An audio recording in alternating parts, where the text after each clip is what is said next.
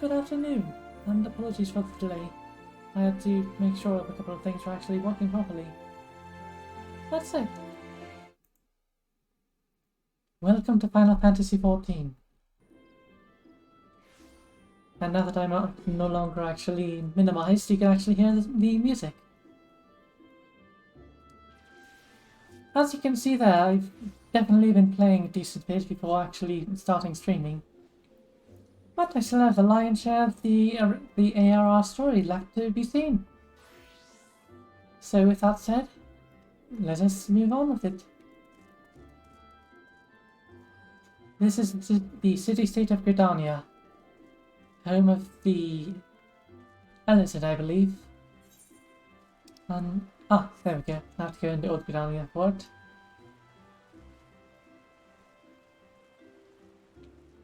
And there is a reason that you can only see my own character's name on here, and that is because that way it ensures the privacy of all others who are playing. Same goes for the chat box being covered up around, just around here. This thing right here. That way nobody has to worry about the fact that there's somebody streaming, because they won't be able, because people watching the stream won't be able to see the chat. It is all very important things for people who are streaming this game. That said, I hope that those of you who are celebrating it are able to enjoy your Mother's Day.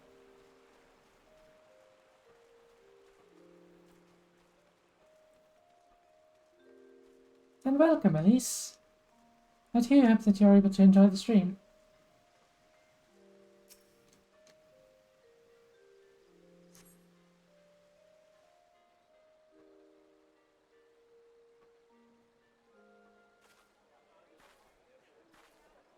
I lost my son to the calamity. The three Seedseers are all together. Some say you couldn't take a step without stumbling over a body.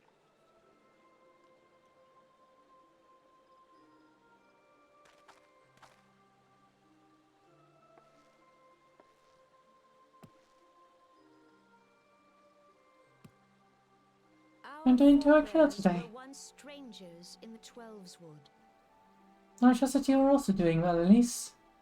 And man, it's been so long since I was last here. About 6 years to the month, actually. Fearful of the Green Wrath, they hid themselves in the dark recesses of the earth. Yet they dreamed of basking in the dappled sunlight of the forest.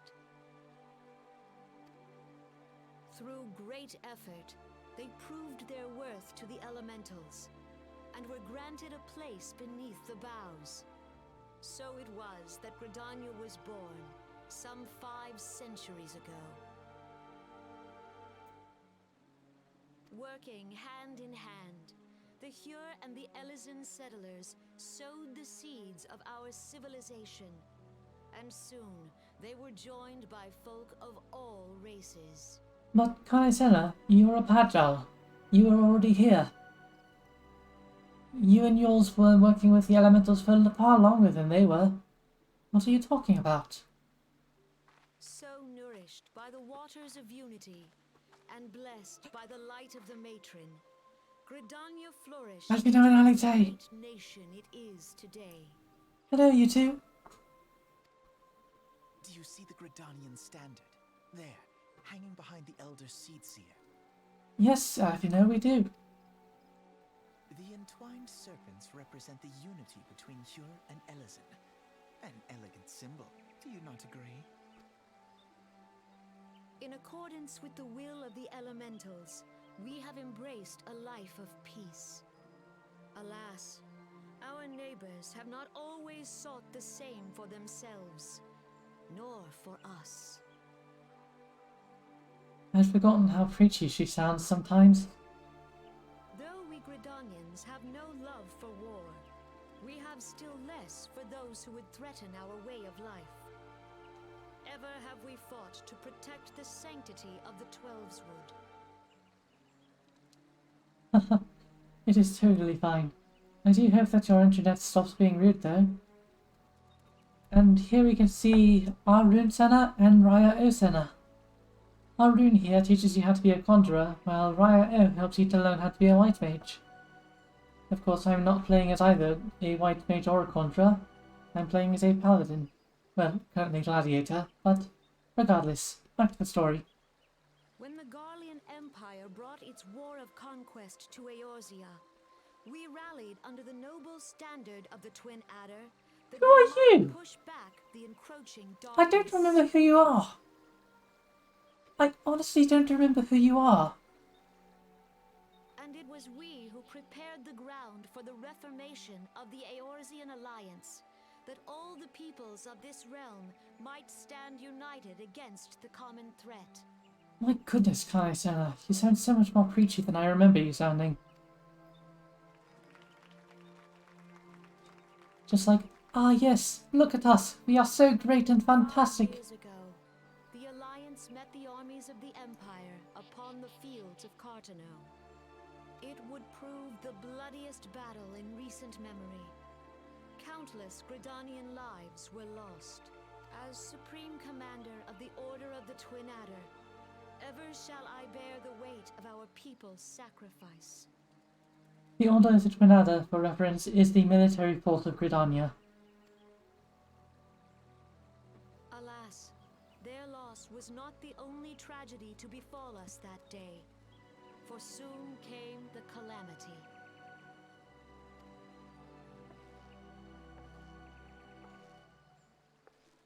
The scars borne by our forest are a constant reminder of its violence.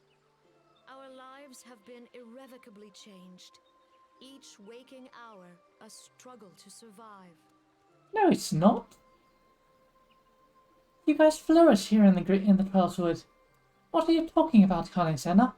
Driven to desperation, some among us have strayed from the path of righteousness, resorting to banditry, poaching, and other unconscionable deeds. To compound our woes, the Ixal have returned in force, emboldened by our suffering. They test our defenses nigh without cease, and prey upon the vulnerable. Ah, hello. And they most certainly are. So beleaguered from within. Ah, and welcome, without, Jin. It is of little wonder that our unity now falters. Dark times are upon us. Time was a man could walk the high roads without fear. On this day, 5 years ago, countless Eorzeans laid down their lives that we might behold another dawn.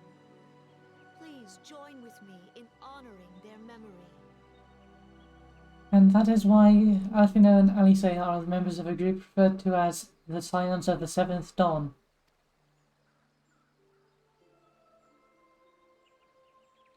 The Serpent Salute.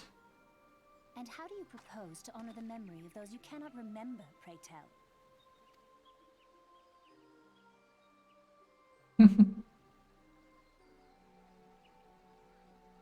The destruction wrought by the calamity was indiscriminate. It dealt death to Eorzean and Garlean alike. I'm doing quite well, though I cannot speak for Elise and the tyrannical pirate over there. I trust that you're also doing well, Jin. Yet while we have labored to rebuild our homes, to rebuild our lives, the Empire has set about raising steel fortresses here in the Twelveswood. Let none be mistaken. The Garleans remain the greatest threat to our survival. If we are to stand against them, we must remember what it is to be united. Our many troubles blind us to the woes of our fellow man. Thence is harmony lost. Yet harmony is the founding principle of Gridania. We are gathered here to honor the fallen. Let them be honored not only in word and thought, but through concerted action. I bid you join hands with me once more beneath the Twin Adder standard. And together, let us heal the forest's wounds, that our progeny might live in harmony beneath these ancient boughs. For serenity, purity, and sanctity. That's a lovely speech, Colletana, but that's really all it is. We must think of the children. Woods will be done. It's up to us to protect the All forest. the elementals! We must think of the children, says the random person in the background.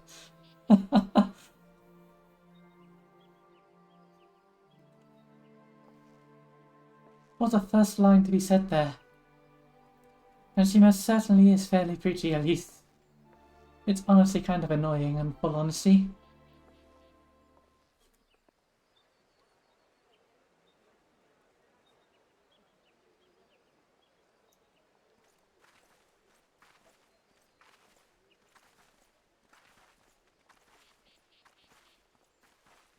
Well, folk, glad am I to hear that you're relaxing Permit me. Alfie, no. by watching my stream, Jin.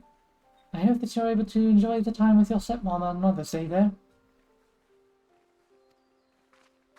And my sister, Alize, at your service. I saw at a glance that you were a fellow traveler. You might call us students of history, sampling the realm's remembrances in pursuit of enlightenment. Oh my goodness, Alvina, you sound like such a child. I'd forgotten how much worse you used to be when you were still younger like this. So long. 6 years of writing makes a terrible difference.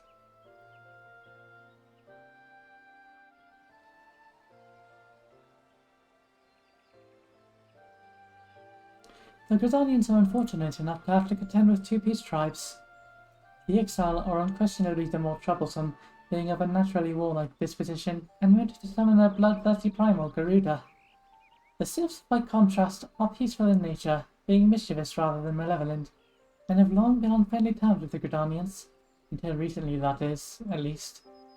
Alas, they have grown aloof, a change observed at roughly the same time as they summoned the primal Ramu. The Gridanians have no love for war, and they consider open conflict a last resort. Though they clash with the Exile ever more regularly, you may be assured that they do so in self-defense. As for the Sylphs, they are as yet bound by a peace treaty, though one wonders how long it will last before it is broken. Ooh, that sounds like a lovely time. Are you referring to Alvin over there, tyrannical pirate? That we have, Jin, particularly recently in the real world. The Twelveswood was previously wounded during the calamity, leaving Gridania vulnerable to attack. The people are hopeful that restoring the wood, and thereby the power of the elementals, will put an end to their woes. Yet how long will that take? Centuries, I'd wager. Meanwhile, the Exile will continue their incursion, spurred on by Garuda and her insatiable appetite for destruction. Whether the Gridanians like it or not, sooner or later it will come to all-out war. And when it does, The Order of the Twin Adder will need all the help it can muster. How valuable might the aid of a capable adventure prove to them, then? Oh, you have no idea, Alfino. You have no idea.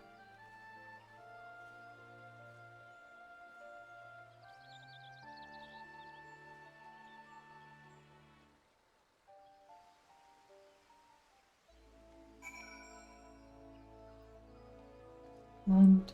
oh! I have to go to Uldar and Limsa. So hear similar speeches.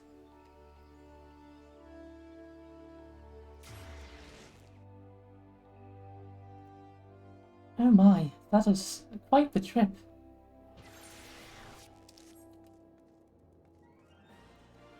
Hopefully it's one you're able to make at least sometimes. And Alchemist killed to see closes teleport, I believe.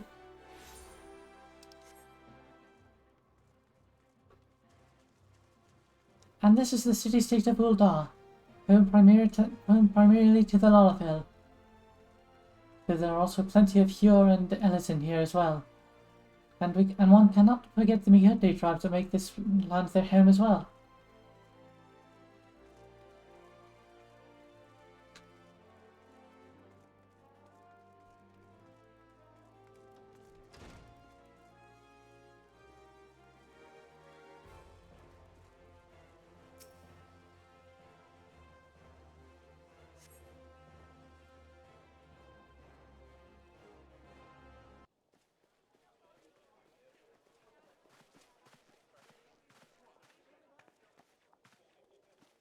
Behold, 'tis the Sultana Nanamo herself! And Roban as well!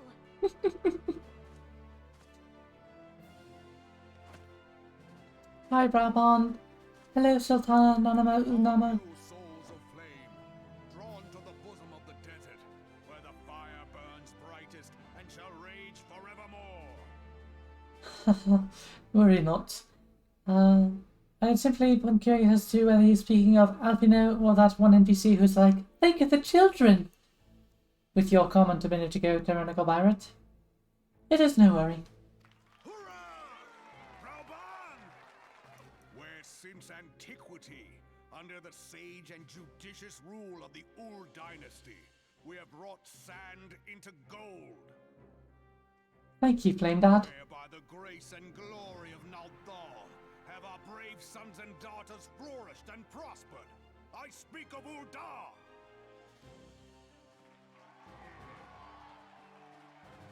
There, at the Flame General's back flies the Grand Company's standard. Note the sigil.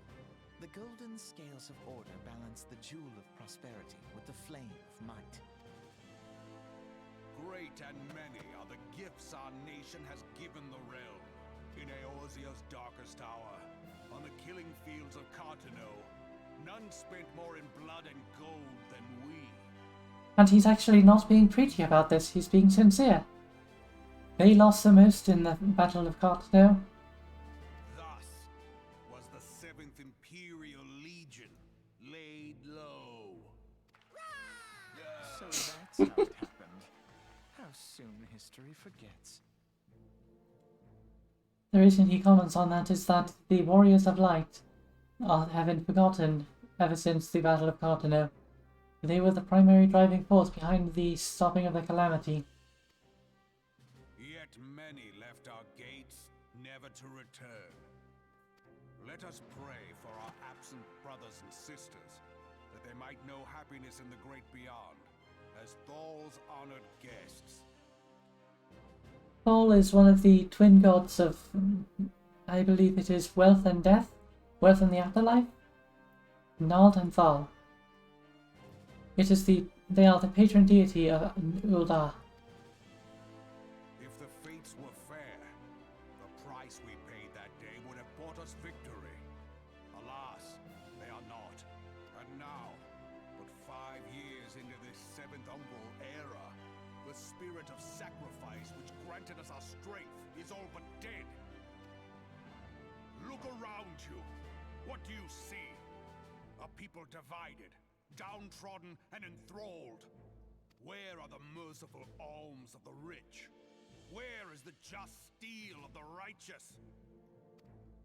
I ask you, is this the great nation our brothers and sisters gave their lives to save? You who call this living, dishonor the name of the immortal flames. It is but a slow death. Our enemies surround us. The savage hordes of the Amalja wait beside our roads, strangling the lifelines of trade. Meanwhile, the Garleans make mock of our borders and despoil our land of its natural wealth. We stand on a precipice, yet we do not act. Whether trader or soldier, monetarist or royalist, all must recognize that a divided Uldar stands to fall. Ah, I see. The children one. In that case, full well do I agree with your statement. Victory and fortune walk hand in hand. Of course you would say that, Raban. You earned your place as the General of the Immortal Flames by winning your riches on the blood sands of the Colosseum. Ye who seek glory and wealth, look not to what little you can snatch from your neighbor, but to the boundless wealth of the world beyond. Now is the time to unite. Now is the time to ride forth. In the name of the Sultana, I beseech you. Line not your own coffers, but those of the immortal flames. Seek not to prosper from Uldar, but to restore her to prosperity. As the realm prospers, so shall Uldar. As Uldar prospers, so shall her people.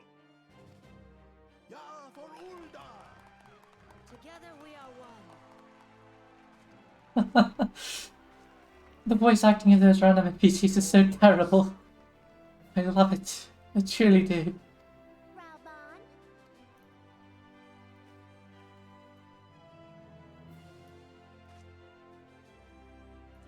People of Uldar, I, Nanimo, 17th in the line of Ul, address you. Much has been made of the wealth of Uldar. Yet those who measured that wealth in coins and carats are gravely deceived. For the true wealth of Uldar lies in the health, happiness, and hopes of her people. Beloved subjects, I bid you raise aloft the torch of Uldar, that her flames might serve as a beacon for all Eorzea to see. The Sultana Nanamo Ulnamo truly does care about her people. This is not just a farce that she's showing here for the speech. Long live Nanamo! Glory to the Sultana! For victory and fortune, ride fearless into the inferno, for we are, by fire, reborn! Glory to the Sultana! The squeaky voice of that one was far funnier than it had any right to be.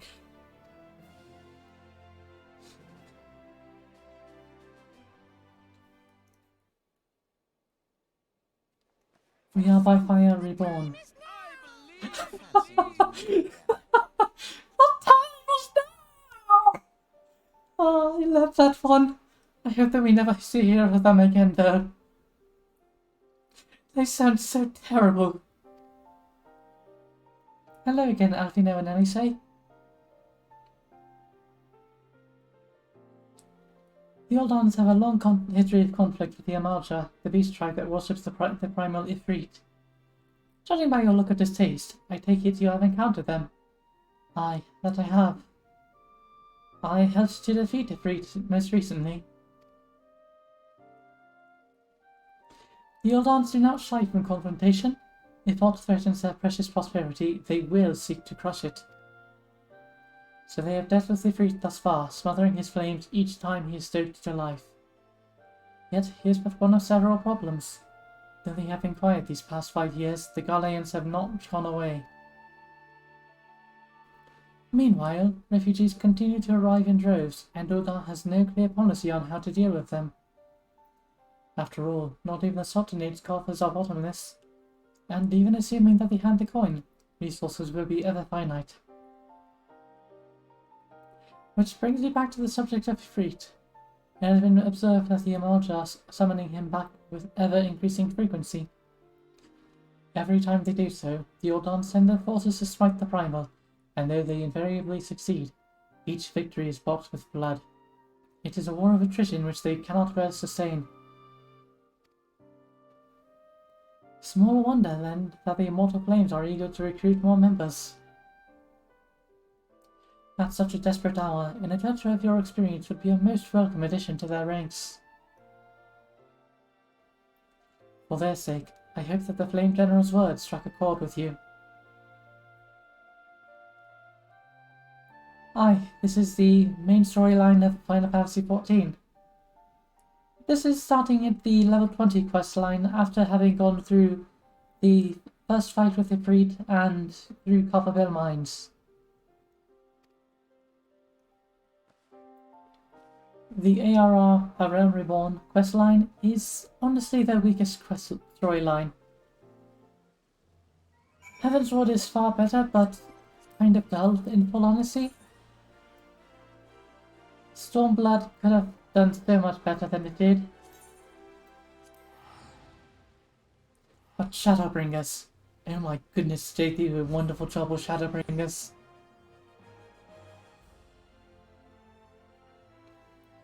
On that note though, you can actually play Final Fantasy XIV entirely for free up to level 60, which allows you to go through the entirety of the Heavensward storyline without having to ever purchase the game.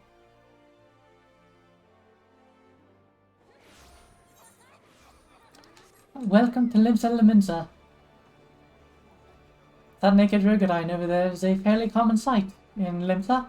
Not that one specifically, but him and those who do similar things to him.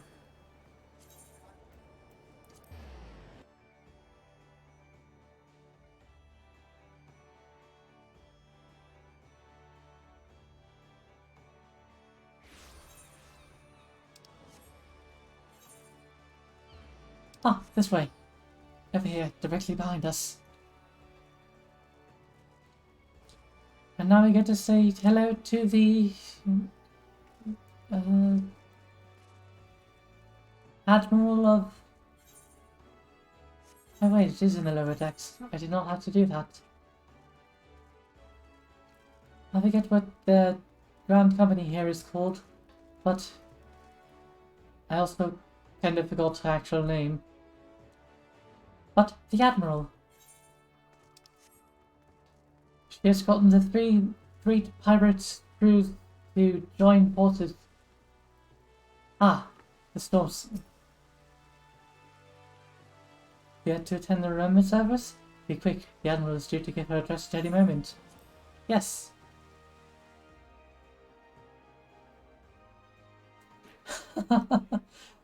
Indeed. Another matter altogether. So much for our alliance. It's sunk beyond the seabed.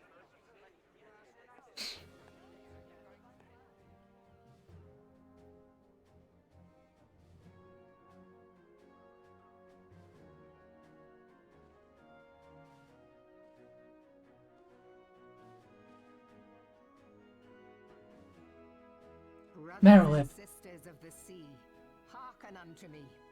Look upon this, our mighty crimson standard, and tell me your hearts do not swell with pride. Ah, and a question. Is the stream slow for any of you? But because I'm seeing comments here that are quite delayed. I do so apologize if that is indeed the case.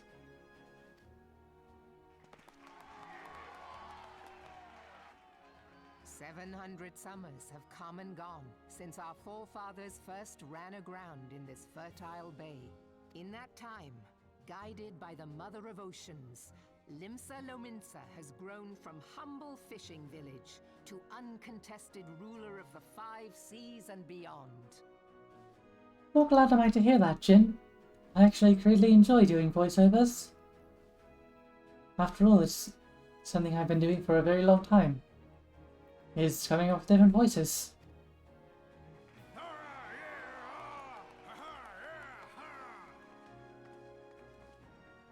Did you look as the Admiral bid you? It is a rather stirring standard, I must say. You sound so haughty, Alfino. I forgot how childish you are so far back.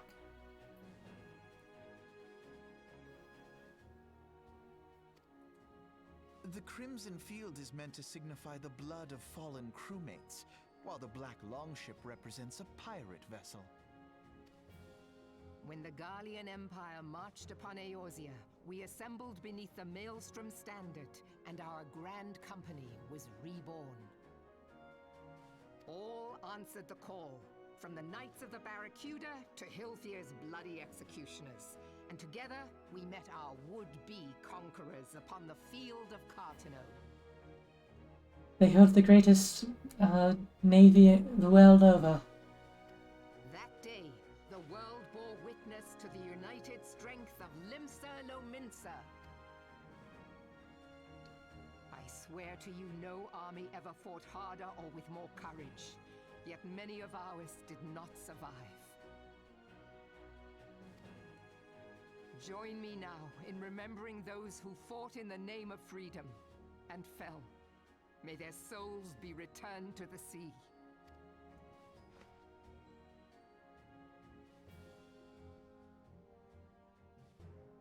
Freedom.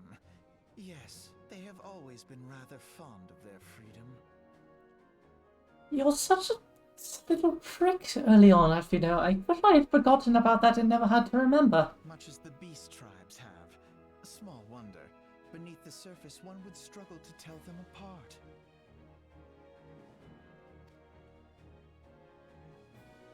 It has been 5 long years since the calamity struck. 5 long years of tireless rebuilding.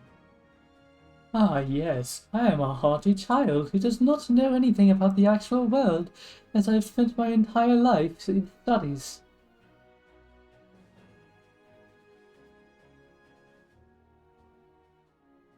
Oh my goodness gracious sakes alive. Like, do you truly mean that they actually rewrote the entire original ending of Final Fantasy XV? And... okay, yes, it is definitely incredibly delayed here. As you all see, I'm seeing comments here that I said about 5-6 minutes ago. Yet still the wounds of the calamity fester and weep.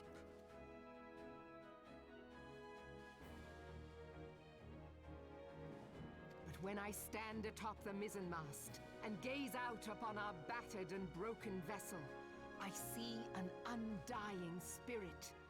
Did we not build all this from the wreck of the Galadian all those centuries ago? Shall we not do so again? Yet there are those who would see this ship of ours sink beneath the waves of the restless Rotano. The Sahagin creep ashore seeking blood for their accursed god.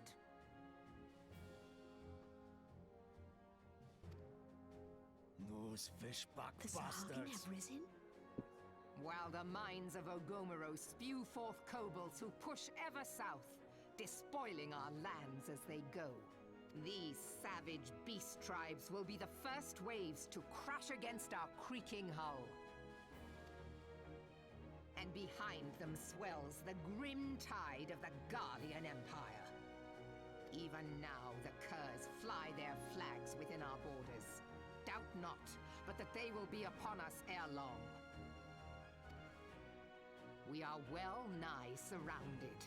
Yet there are those among us who would rather turn their swords against their crewmates than our cannons against our foes. As I can see that it is incredibly delayed with the stream right now, I'm going to minimize it and try and see if I can change any settings within OBS. Or see if there's anything here that I'm able to fix here, possibly. It doesn't seem to be any delay on my side, but it is very clearly quite delayed on your side. Open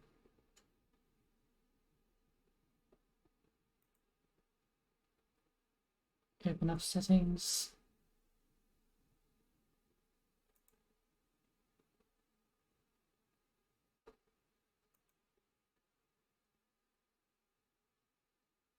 Hmm.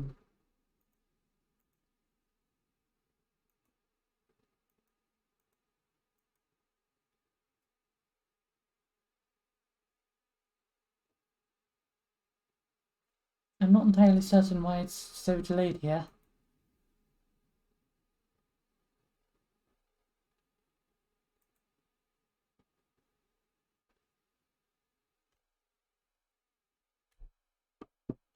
It doesn't seem to be an actual issue within OBS. Perhaps it's on Switch's side?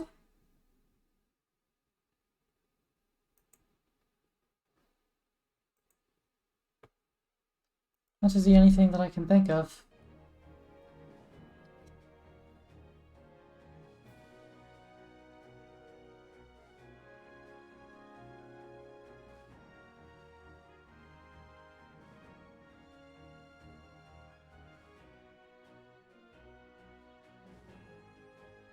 How can we hope to repel our many enemies when mutiny breeds below deck?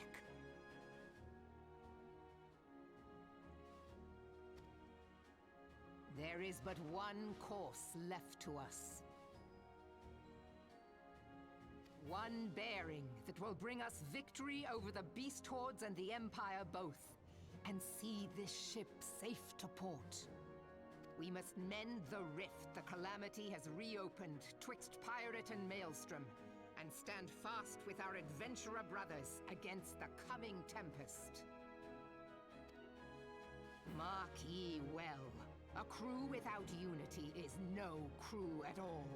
'Tis but a mass of drowned men.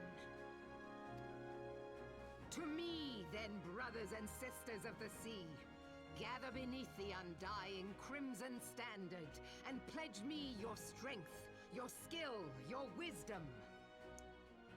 And with the guidance of the navigator, this great vessel of ours shall ride the waves, till sea swallows all. The sea swallows all. Gather the lads! Where's me cutlass? I'll follow ye to the seven hells, Admiral.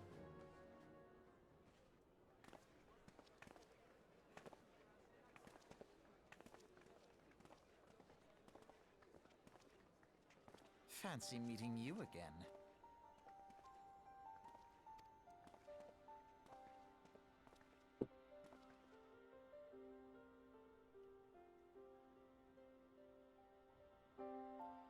As the Admiral mentioned in her address, Limbs and Leminsa is plagued by two beast tribes. The first are the fish-like Sahagin, worshippers of the primal Leviathan. The second are the kobolds, who dwell beneath the earth, and take the primal Titan for their god. As if the beast tribe's presence weren't troublesome enough, the Garleans have also chosen to erect a fortress right in the Liminsa's backyard. And that is to say, not with internal strife. As a nation of pirates, there is no end to the blood feuds between the various factions, and while they fight amongst themselves, the Garleans whet their blades and watch.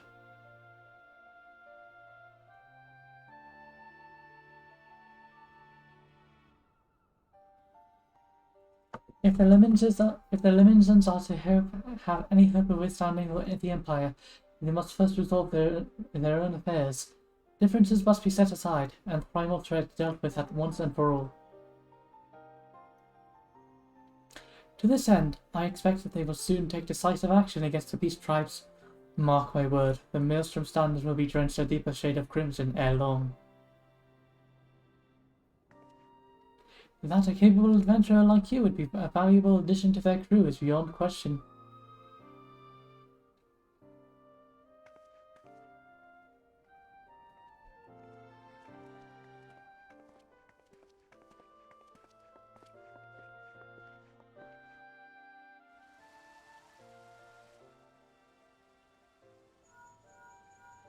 And I believe now we will be able to join one of the grand companies. Mulo, this is Mendilia. You are well, I hope. Will I be correct in thinking that the final remembrance service has now concluded? A moment ago, you say? What a coincidence! Jesting aside, I trust you remember our guest from the grand companies. Well, delighted though we are to have them here at the Waking Sands, it would not do to keep them in suspense any longer than necessary. In short, hurry back! Oh right! I had forgotten! They actually gave us items so that we don't have to ever walk to Vesper Bay! Pray return to the Waking Sands is no longer a curse! Oh, thank you, Square Enix, for hearing the troubles of your players.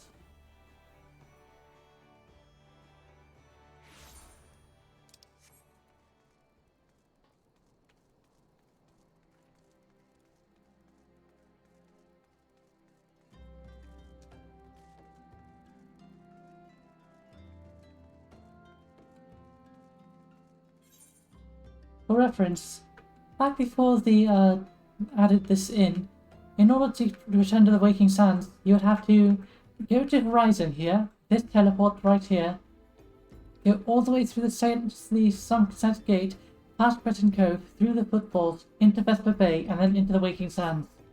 And now you can just use the 10 teleport tickets in order to go straight there. Hello, Taru. I hope that you're doing well. Enter the Waking Sands. And it most certainly is weird, Elise. Though you will not hear this response for several minutes after you sent that message.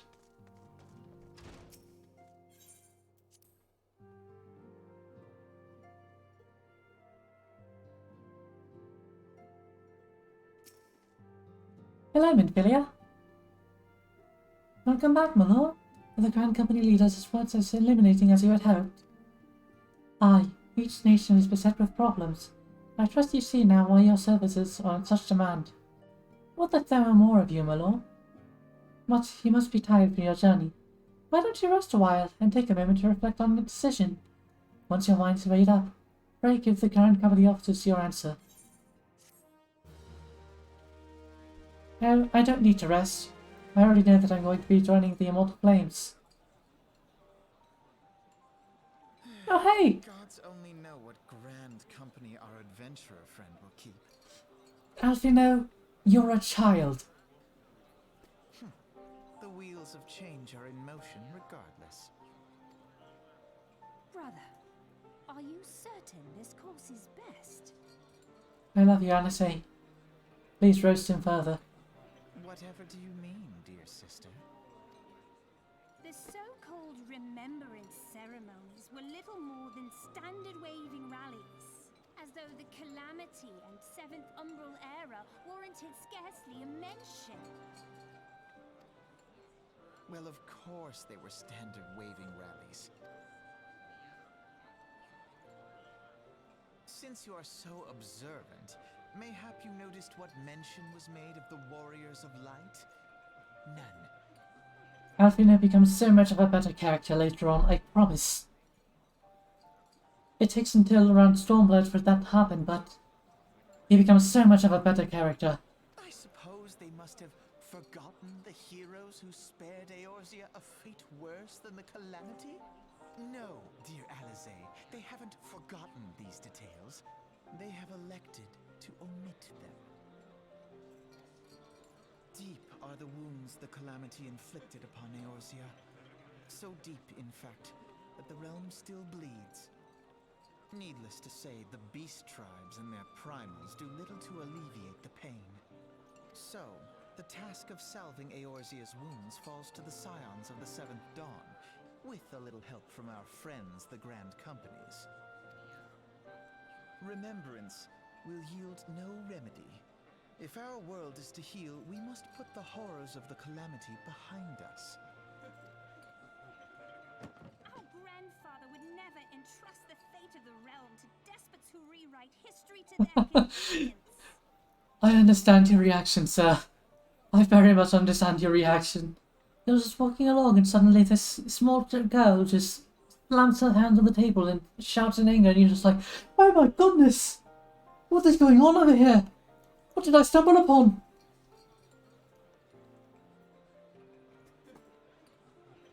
And there is that, Jin.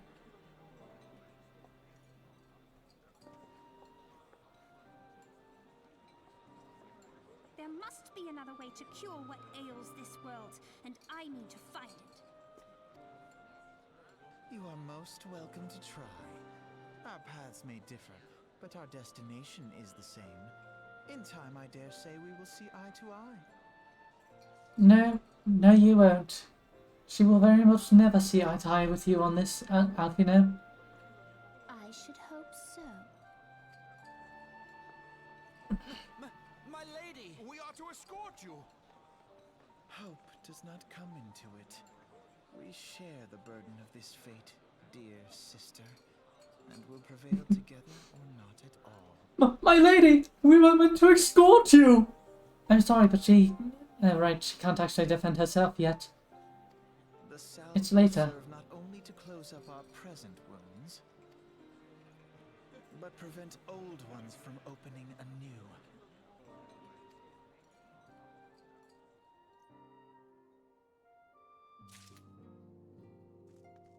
Flame officer, I shall be joining your grand company.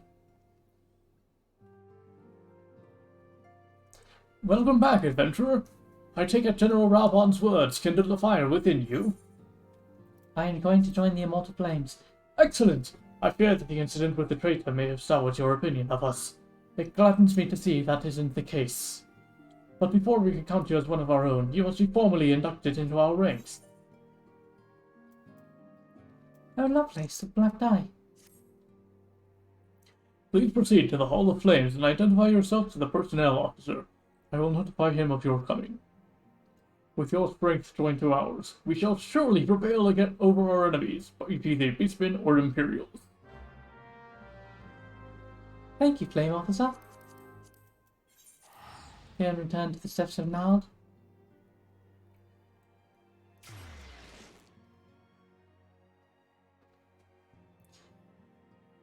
It was indeed quite a delay, Elise. And it's one that you'll be seeing for quite a while, in full honesty. For the entirety of the stream, it would seem. As much as I hate to say that. Thank you, Twitch, for having such terrible lag.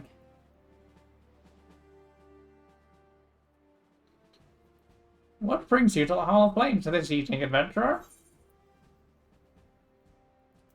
I'm here to enlist if you will have me. Is that so? Well then, I must ask for your name. Ah, but let me guess. It is Malor Glade, is it not? Yes, you are just as our man at the Waking Sands described. Thank you for electing to join us. Now, in order to formalize your... Sir!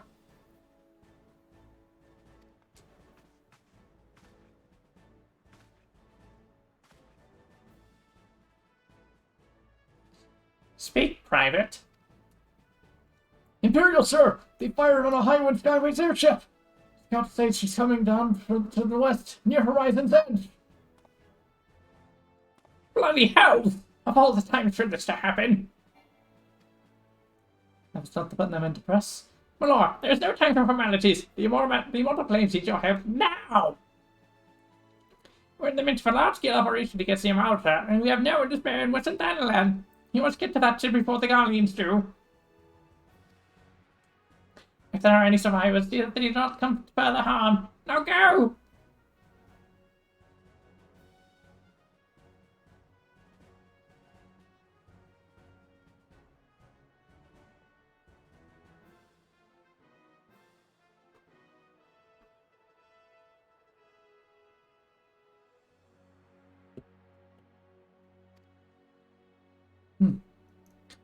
The stoic warrior of light head nod. Horizon's Edge is Western Thanalan. No, I'm not going to use a ticket to go there for free. I have plenty and more to be able to get there.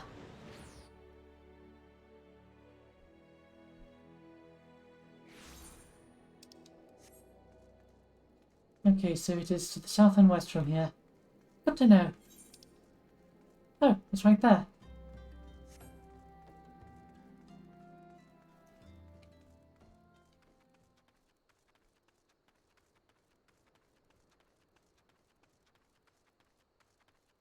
One would never expect there was such beauty to be found in the desert, now would you?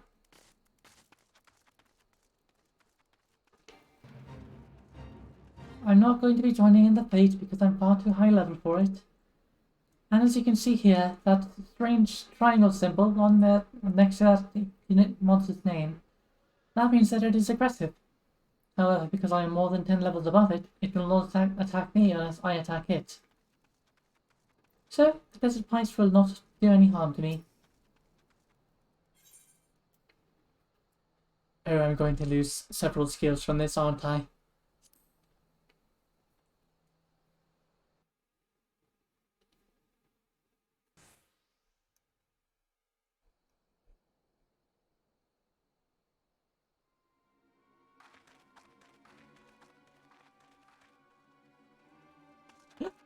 Biggs!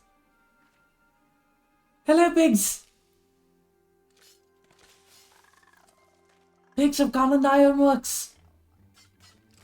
I'm so glad to see you again. It's been so long. An adventurer? What are you doing out here? No, wait. Let's find some cover first.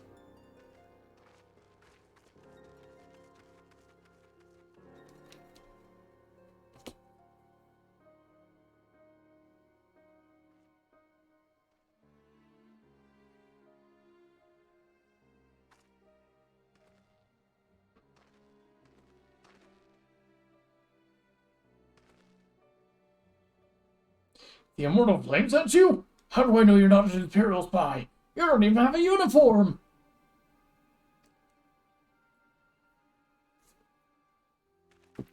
Oh, please, Biggs. Are you alright, sir? Our scouts reported the attack on your craft. We've come to rescue you. Lord Glade, yes? Glad to have you with us. And there you go, Biggs. That is how you know.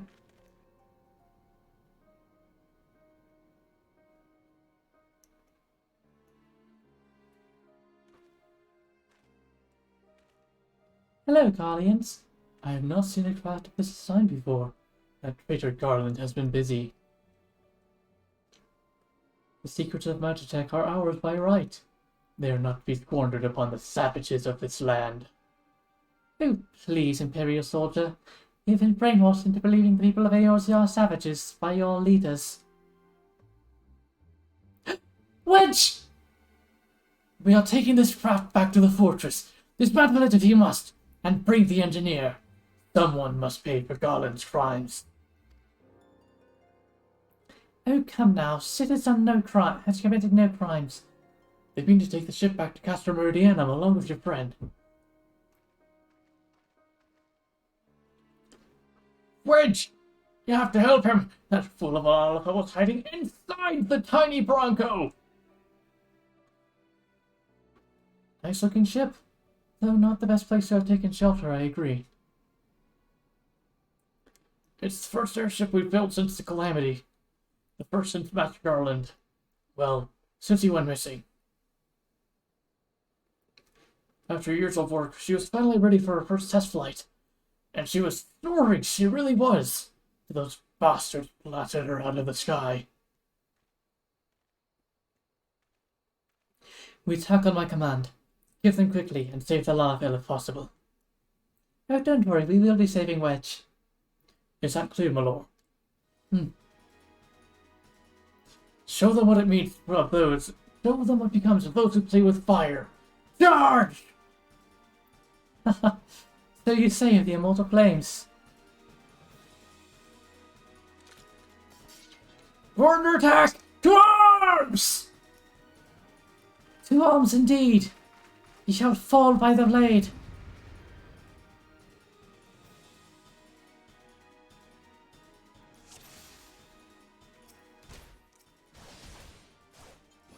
Go ahead and turn my skill on because it turns itself off due to... No, I don't have my full 1-2-3 combo anymore. It's only a 1-2 combo. That's going to take some getting used to.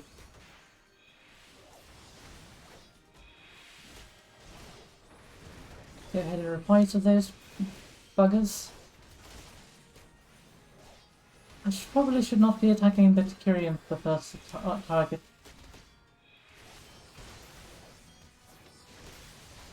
Where's that bloody vanguard? We need it now! Your vanguard isn't coming. Oh, never mind, there they are.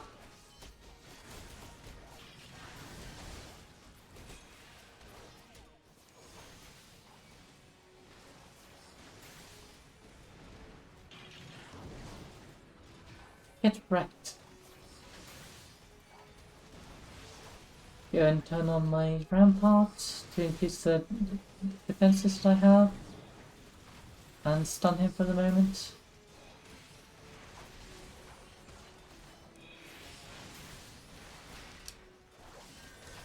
I hope that that Flame Gladiator is able to restore their health.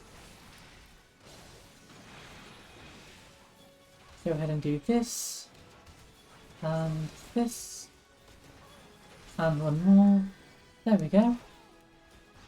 I've helped you to pick out some of your enemies. That way you won't take as much damage.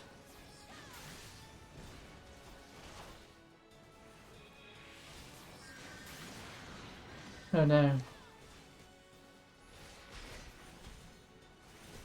You will not attack my Conjurer. No. Bad.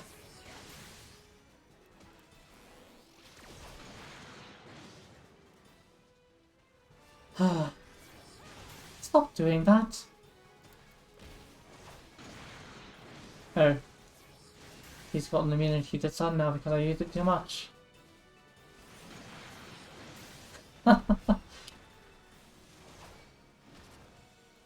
In full honesty, I would not be surprised if that was indeed what... Actually, no, I don't know what I'm saying with that. But that is quite amusing of you to say, Jin. I was not actually going for any sort of a pyro's voice there. Biggs! Biggs! Hi, Wedge.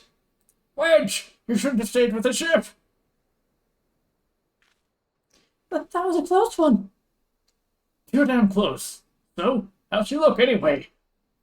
The auxiliary propeller is dead last, but I think we can bring enough thrust from the main propeller to get us airborne. A few minor modifications and we should be able to fly the tiny Bronco home. The Imperials will come looking for their scouts, but we can defend this position until the engineers leave. You should go, Malor. You still have unfinished business to attend to at the Hall of Flames. You are not quite one of us yet, though anyone who'd seen you in action today would be forgiven for thinking otherwise. I, just wanted to say sorry. You know, for calling you an Imperial spy and all that. Got that one wrong, didn't I? Seriously though, if it hadn't been for you and the Immortal Flames lads there, we'd be chained up in a dungeon by now. I'm in your debt, friend. We both are. Wedge! Thank you! We're very grateful! It's been a while since I've actually heard their voices, so... Oh, hello there again, Fate. I'm still not going to do you. Oh, it's another 3 minutes before I can do that again. Oh well. I guess I'll just pay for to go there.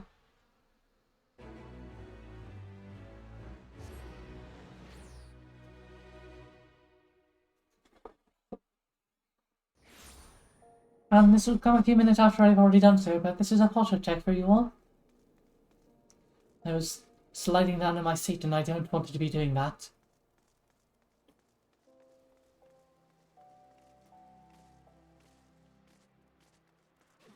Jump over and across there, jump to the flame personnel officer, and go and finish this.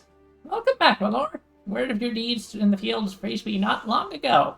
Exemplary service. Rest assured that the Garland Ironworks engineers are fine. They were able to get their vessel back in the air before Imperial reinforcements arrived. Your willingness to assist us on such short notice is to be commended. Clearly, your reputation is well deserved. Now then, I believe we have some unfinished business. Shall we continue from where we left off and induct you into the Immortal Planes? That we shall.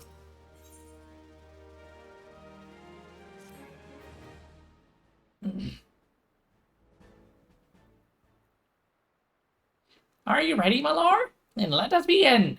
Says I, the great Papyrus! I jest, of course. That was in direct reference to Jin's comment from earlier.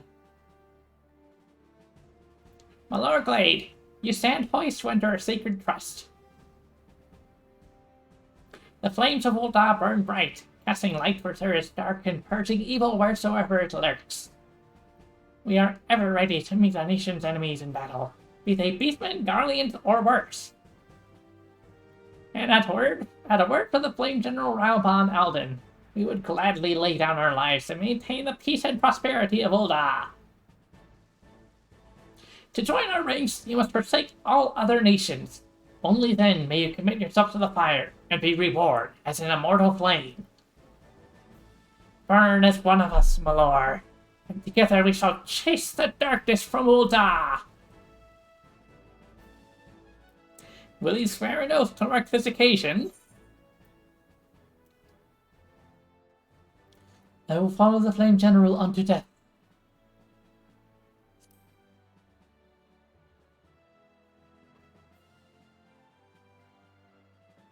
Ha! The Flame General would lead his man in every battle if he could. Wouldn't surprise me if you had the chance to fight by his side one day. Very well. Your resolve is plain. My Lord Glade, I hereby confer upon you the rank of Flame Private 3rd Class. Welcome to the Immortal Flames, Private. May you fight to the last for coin and country.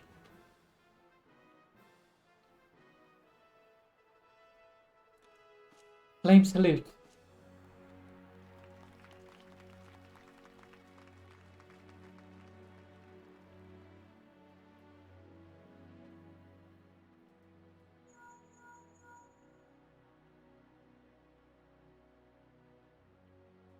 Can you hear me, Willor?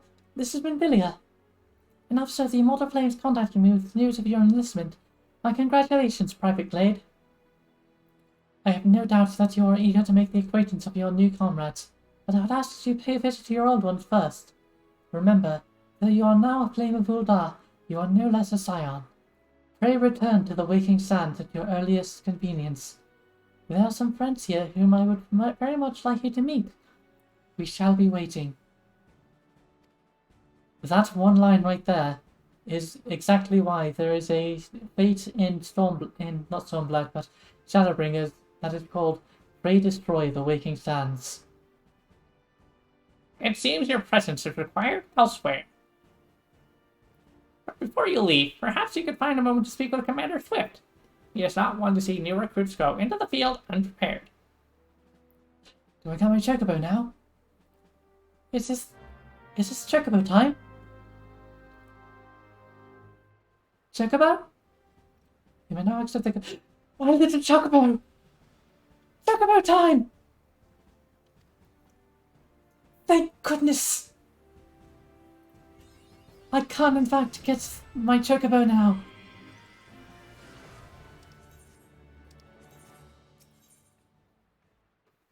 My little chocobo. Swift believes you should get yourself a chocobo. And so do I, Commander Swift. Private Glade, yes? A moment of your time, if you please. You wish to carry out your duty swiftly, do you not? Well then, perhaps you should get yourself a chocobo.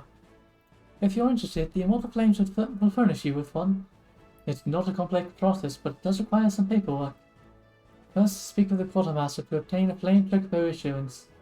You'll need to exchange company seals in order to do so. Once you've received your issuance, show it to Mimikun by the Gate of Nald. He'll be the one to furnish you with a bird. I believe it was the administrator? No. Quartermaster.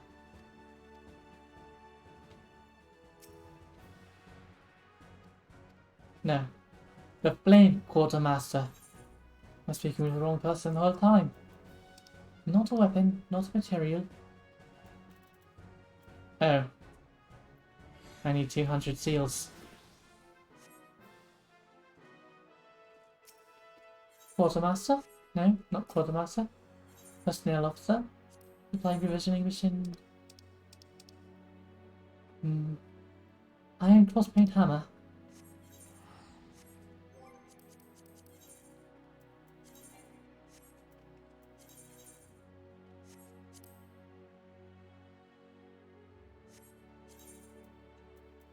that case, one moment.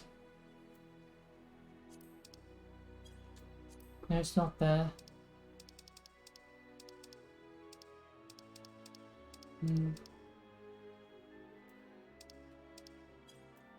Not there. Over here, I believe. Iron crossbeam hammer, there we go. I shall be back momentarily. I have to go craft this before I can continue forward. I mean, I don't have to craft this before I continue forward. I'm going to craft this before I continue forward. And just a comparison, actually. Oh, that is quite a difference. Oh, wait, I can go here.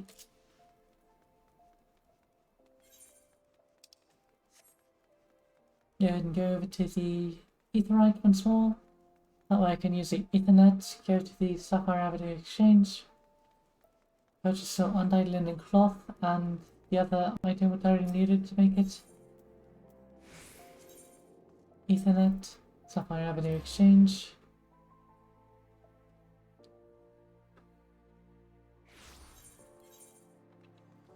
And lumber, that's the other item I needed to make it.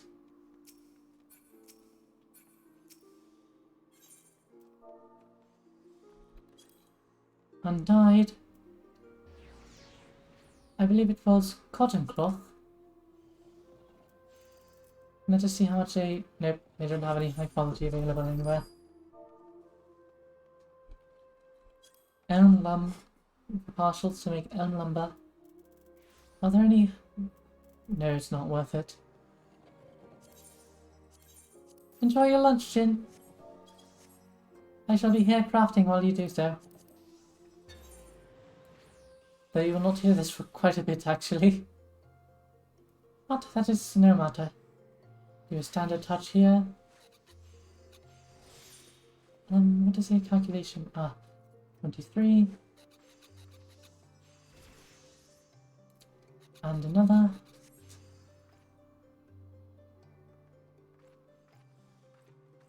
Go ahead and basic touch. Standard touch for certain. And master spend. Basic touch.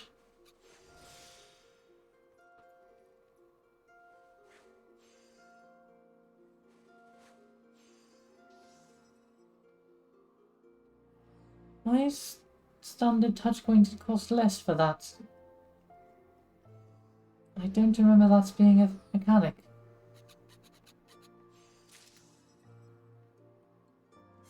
Blast. It is only normal quality. I will not turn it in unless it is high quality. As such, I suppose I should purchase 50 of these undyed cotton cloths.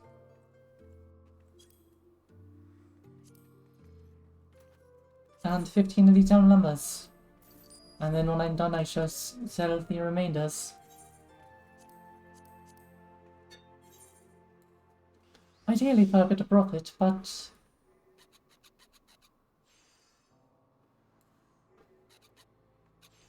Basic touch, standard touch. Go in tricks of the trade because I'm not going to be using it right away. Basic synthesis here. Master's mend. Another tricks of the trade. Basic touch.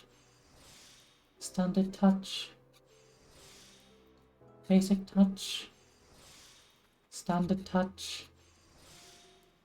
One last basic touch. And basic synthesis. Normal quality crossbeam hammer. Inner quiet. Basic synthesis. Basic touch. Perfect. Standard touch.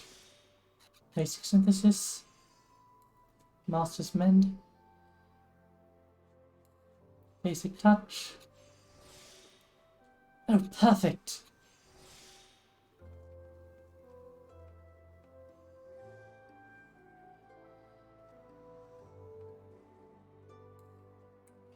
Sadly, I cannot actually afford to do another basic touch right then. And I no longer have the CP to be able to do it again. Yes! I got it high quality! The first one goes to me. That way I've improved ability to craft. 25, good to know. Basic synthesis. Tricks of the trade. Basic touch. Standard touch. Basic synthesis. Master's mend. Tricks of the trade. Basic touch. Standard touch. Basic touch. Standard touch. Basic touch. And finish off the basic synthesis. Not a quite quality. Shame. You know what? Basic touch. Standard touch. Basic synthesis. Basic synthesis. Master's mend. Basic touch. Standard touch. Basic touch. And that is all I can do. No luck. Oh well. Basic synthesis. Basic touch. Standard touch. Master's mend. Basic synthesis. Basic touch. Standard touch. Basic touch. Absolutely terrible luck. Not a single good. But I was still able to make a high quality. Fascinating. And with that, you're back to being a gladiator. Return to the Aetherite Plaza. Get rid of the recommendations tab. And we're going to go up and turn in that crossbane hammer. That way we'll be able to afford our chocobo.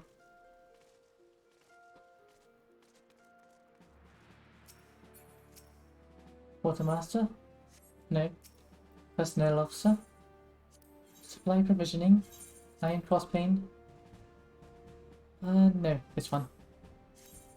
Hand it over. They get double the rewards.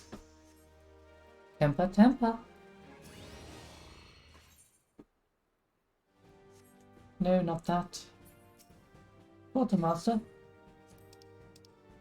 I require Flame Chocobo issuance.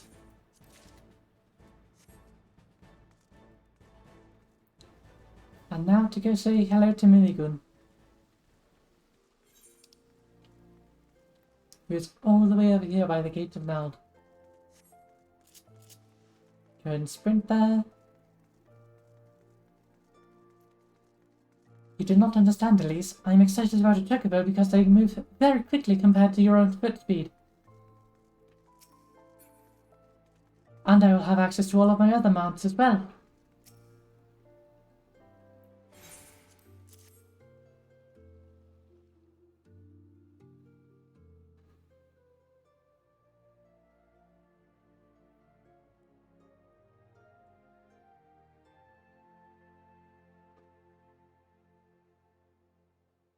Yes, everything appears to be in order.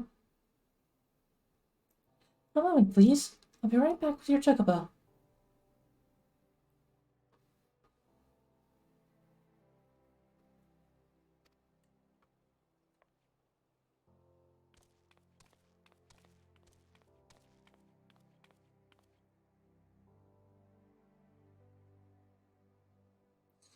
Posting this in the chat so that it's a much faster response went real quick.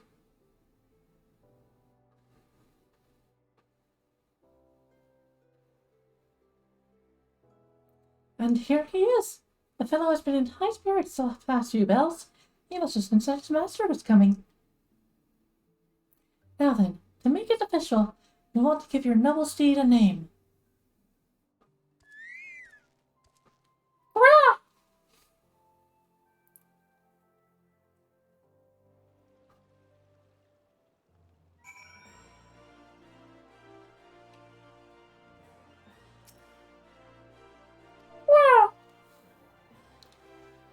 And this is the most difficult part of any situation. Naming the chocobo.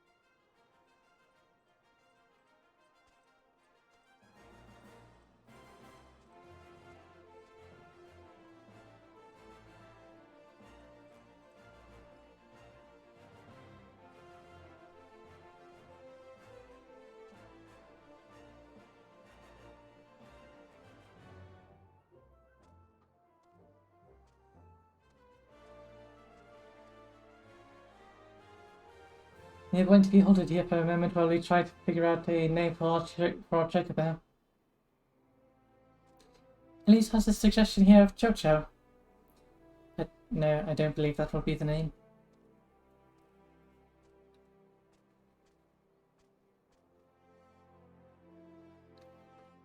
And the name of child, which might work, though I'm pretty sure there are other people who've already named their chocobo's child.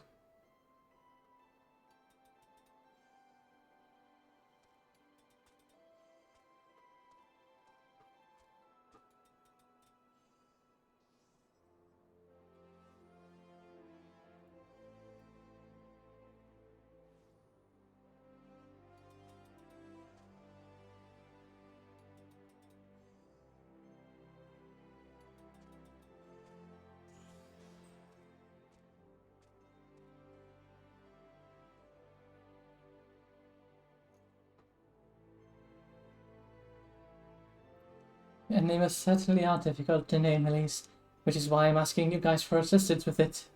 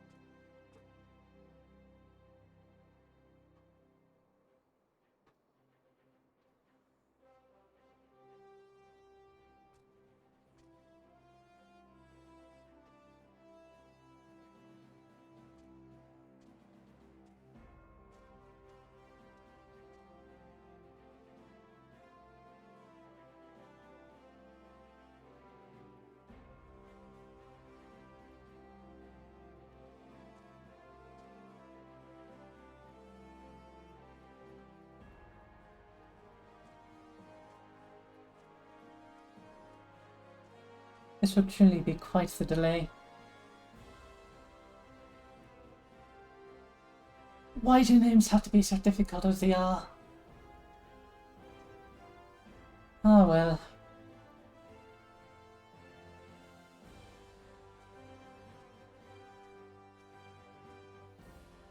I don't know why, but the name Bartleby just came to mind.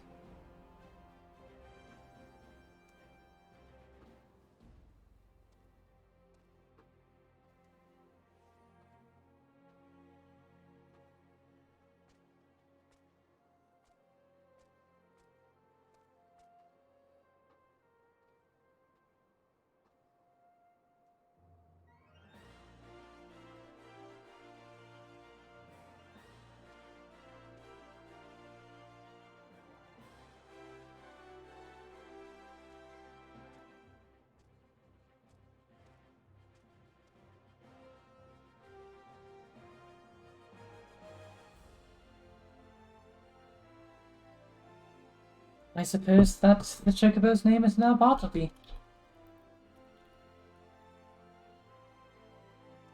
Yep, that is the correct spelling of it. Name your chocobo Bartleby. Yes.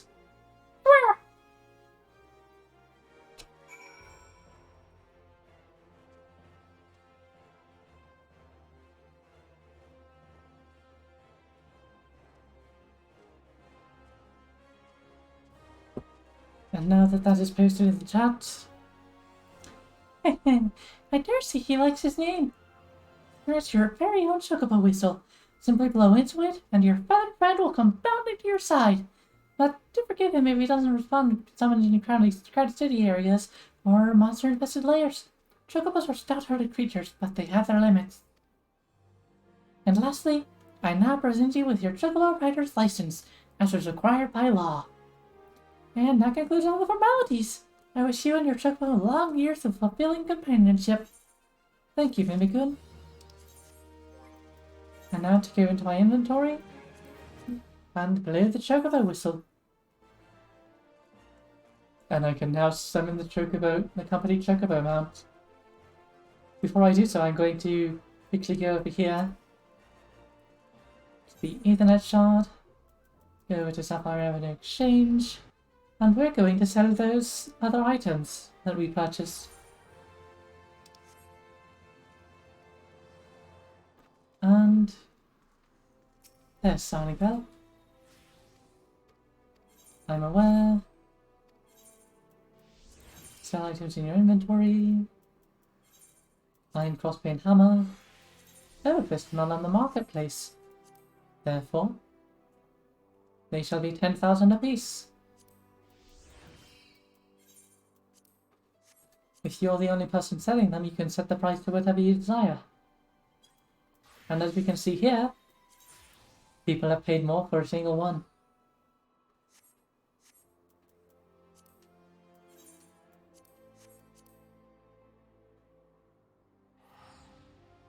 I will more than make up the money that I spent on this. 10,000.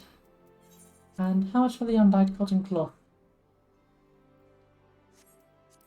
I shall do 250 for stacks of 5.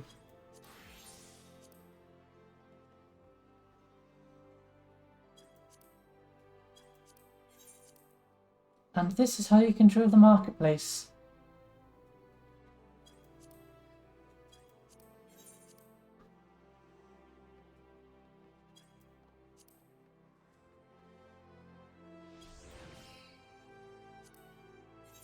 And do not worry, Elise. I know that it will be quite late, but you are not failing in your assistance with the names. I doubt that I ever would have come up with Bartleby if not for these touching about names in the first place.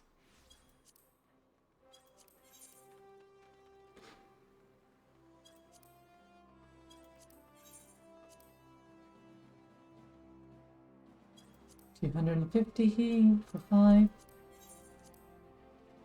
250, and there we go. And how about the lumber? I can easily sell them for 1,500 for the 5.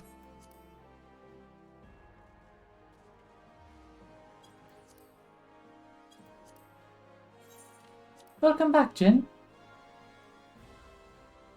It will take a while for you to hear that, but welcome back regardless.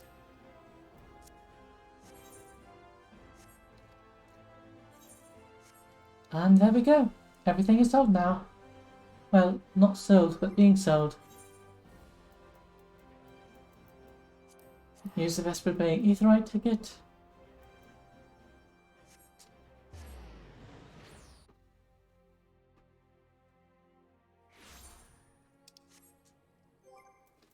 And now, I can now ride these all. Bartleby, an Ahriman, a Behemoth, the Falcon, or a Flying Cumulus. Let us ride the Falcon real quick. Oh, I forgot about this silly little device.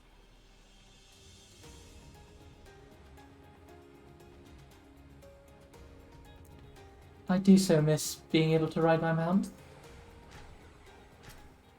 And return to the Waking Sands.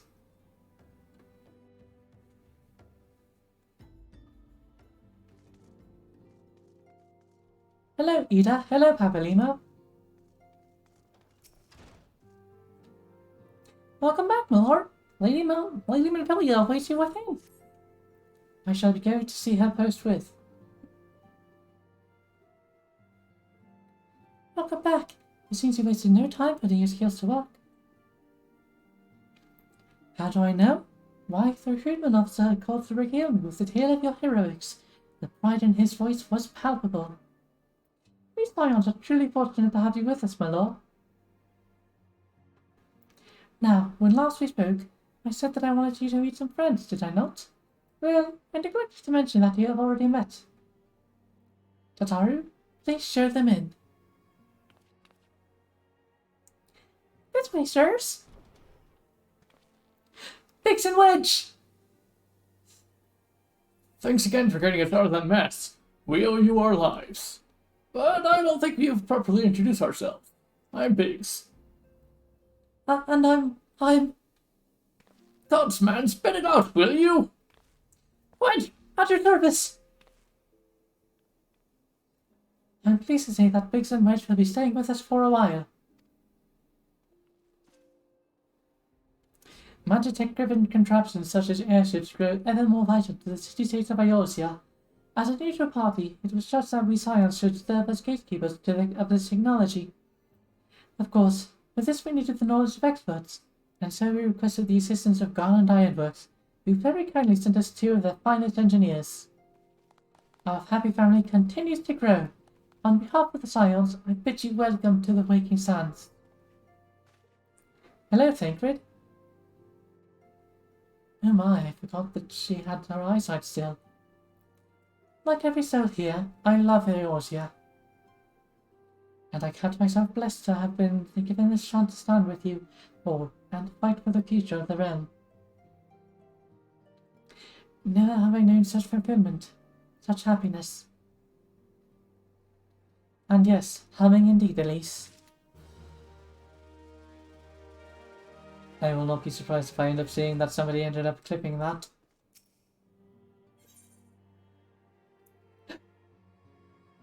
Minfilia needs you to investigate the sylphs.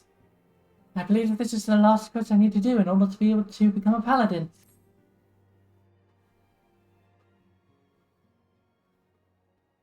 Now, Oh, I am excited. let's set aside the formalities. Oh right, that's what the voice sounds like. We have a favor to ask of you. Eorzea, have the documents arrived from the students of Baldessian? Aye, my lady.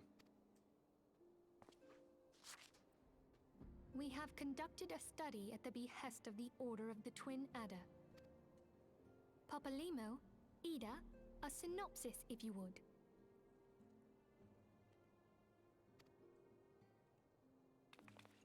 Our task was to survey the behavior of the Sylphs, a beast tribe indigenous to the Twelveswood. I'd forgotten he sounded like that. It has been quite a long time since I heard his voice.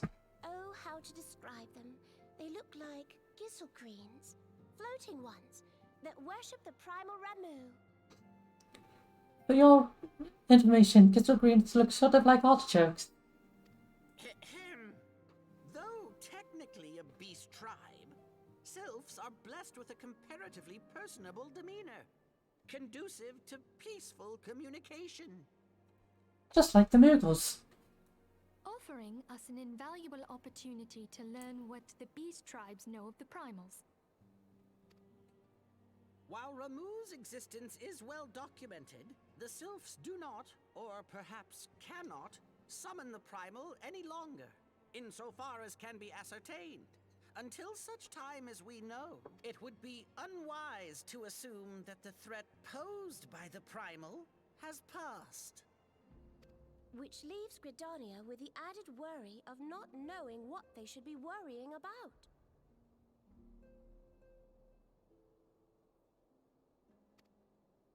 In that regard, they are hardly alone.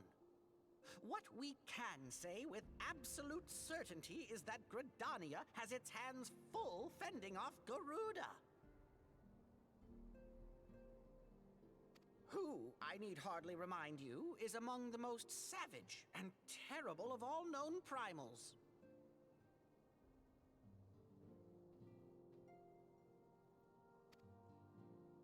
In short, it is essential that we approach the sylphs in as diplomatic a manner as possible. Words and actions can be misconstrued. The only sure way to communicate our intentions is the echo. Oh? Winning the And how's sylphs' that? favor may well bring us a step closer to mitigating the threat of the primals. Will you help us?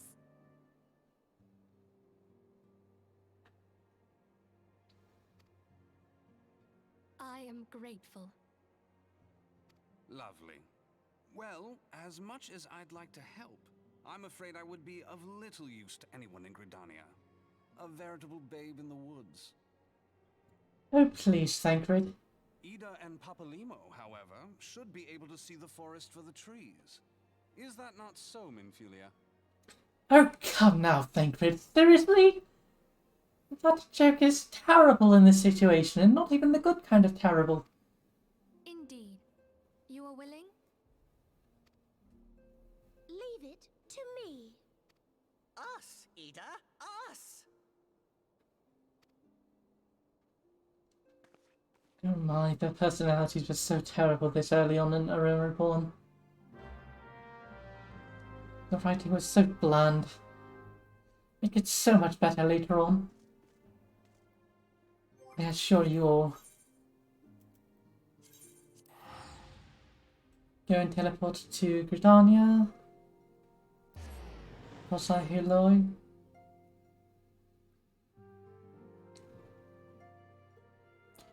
Rosai Hilwa, I think, maybe perhaps.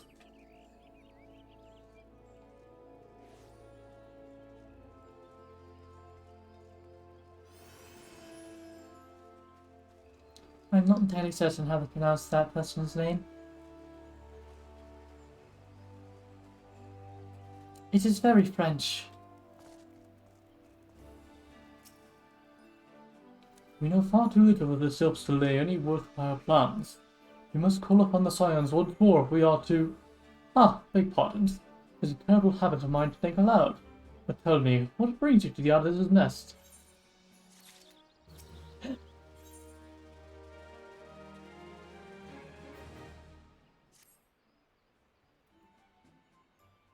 As soon as I obtain this quest, I'm going to abandon everything for the story to be able to go become a paladin.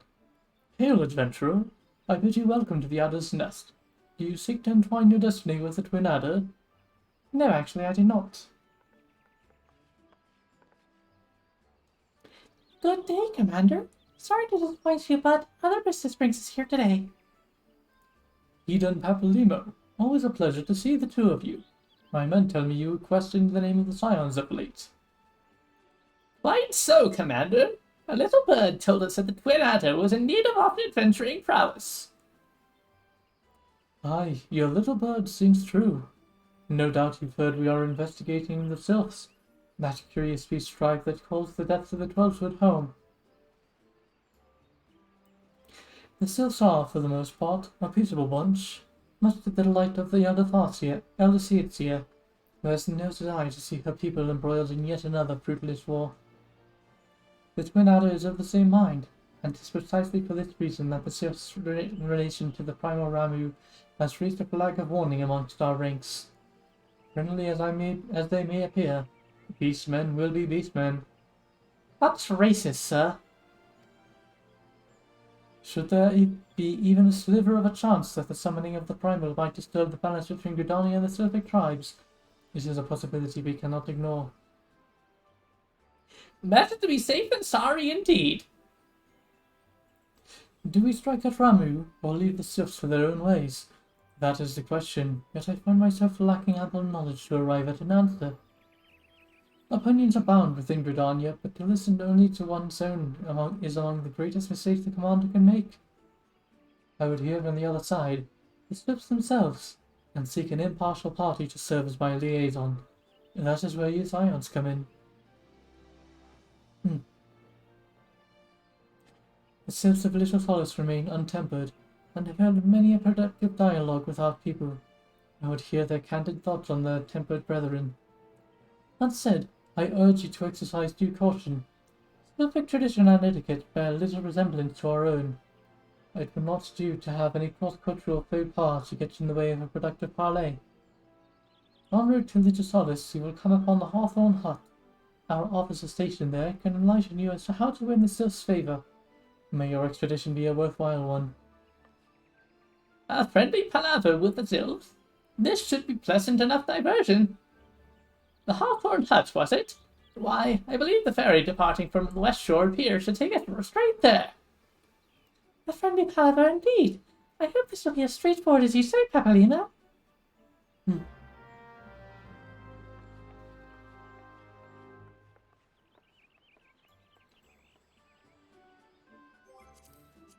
And now to go directly to Uldar. That way I can obtain the Soul Stone of a Paladin. And obtain whatever first skills I obtain from being a Paladin. And like as not have to reset up my entire hotbar. No, I don't want to go there. Ethernet. Gladiators Guild.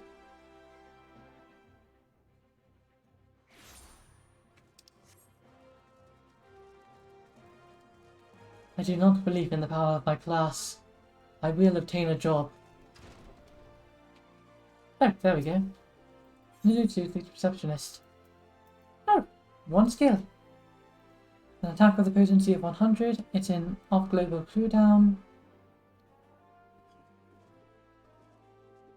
Oh, stamina. I see.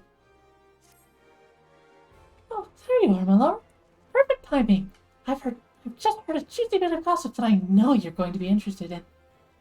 Apparently, and remember, you heard this first from me, the Sultan's Sworn Elite are sharing the secret skills and training of paladins. Incredible, I know. The Sultan's Sworn have an exclusive monopoly on the instruction of paladin skills. Once upon a time, if you weren't one of those officer track elites, then you had no chance to learn the arts. And competition to get the top was very fierce indeed, let me tell you.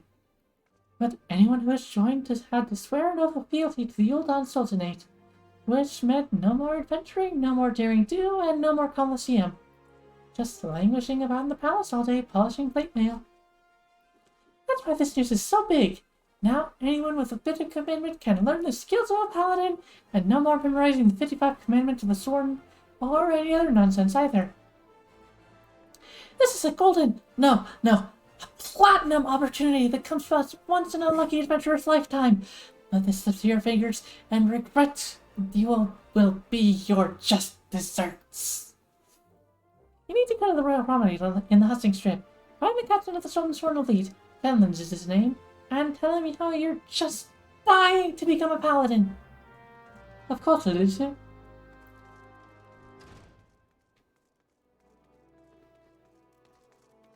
Doing that voice honestly kind of hurt, so I will not be doing her voice in the future.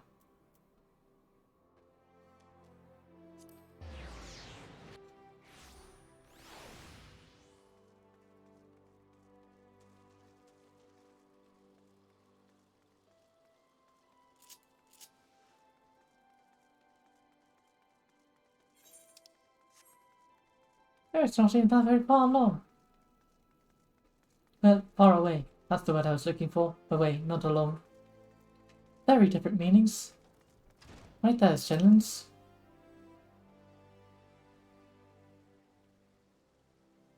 Yes, I am Genlin's member of the Sultan's Sword Elite and servant to the Uldan Sultanate. Unless my instincts deceive me, you have come to inquire about training as a paladin. If so, I would have your name, good woman. My name is Malor Glade. Malor? A fine name. I bid you welcome, and salute your noble resolve. But if you aspire to paladinhood, you should understand what it means. A paladin swears allegiance to the Sultanate. A paladin shall be the sword and shield of the Sultanate. A paladin defends the people of the realm. Sellswords and gladiators and others of their ilk wield their blades for themselves, but a paladin serves the greater good. Do you understand me? Of course I do, Jennings. I am a knight, after all. The battle arts that the paladin learns have been held secret, nurtured, and perfected within the ranks of the Sultan's foreign elite for nigh on these 600 years.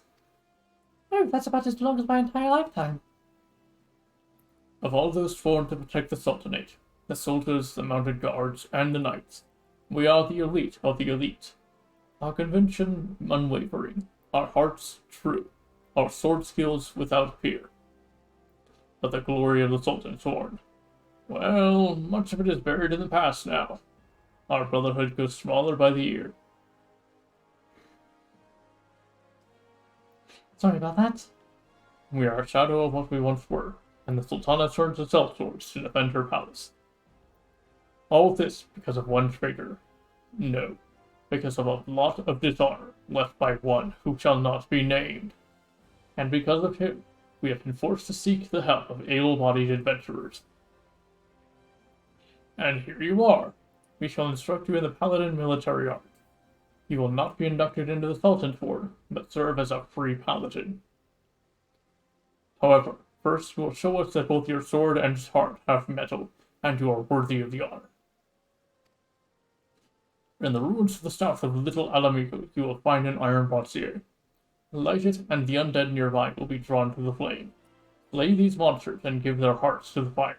Return and present me their ashes as proof of your deed. Now, would-be paladin, show me the metal in your heart and steel in your blade. Well, my blade is actually fairly wooden, as you can see here. See? It's mostly made of wood, and a bit of obsidian, I believe. Mostly wood. Not any steel at all. But that aside, I understand what you are trying to say.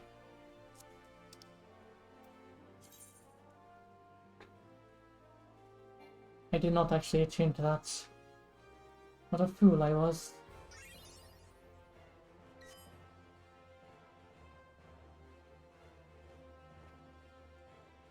So, I shall go to Camp Drybone.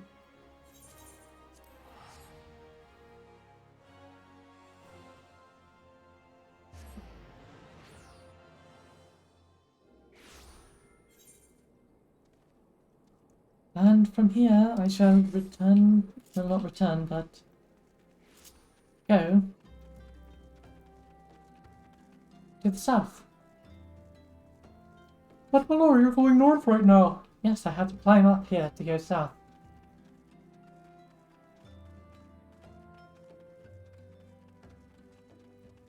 And then cross the bridge. Oh, right, I have mounts now. I don't have to run. I shall fly my flying communus.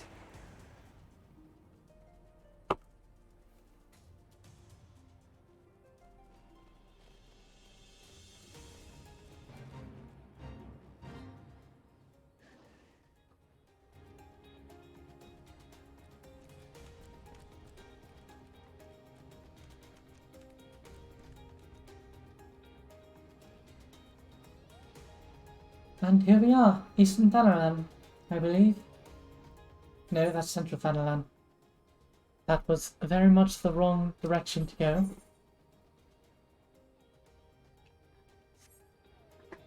So, go back into Eastern Thanalan where I just was apparently. My bad. And go more to the east.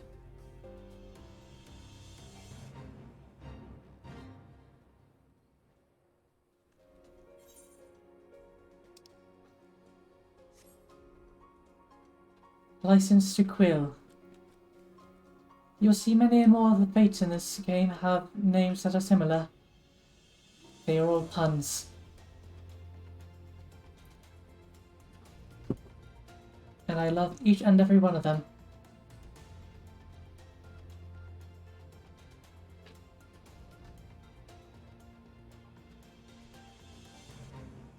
Men who see goats.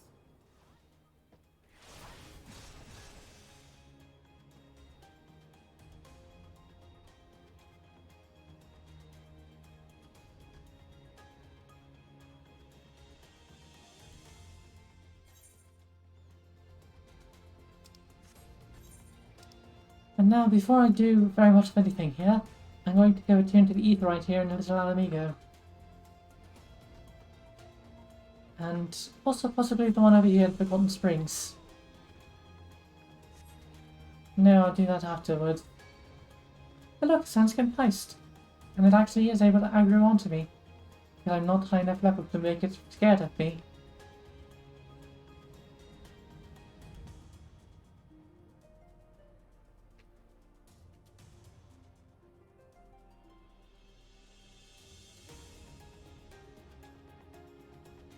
Hello there, Brassblade. I'm nearly as powerful as you.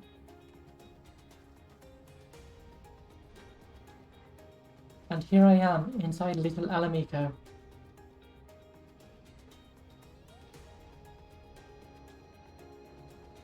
Attune to the Aetherite. Say hello to the Chocobo Keep so that I can register there.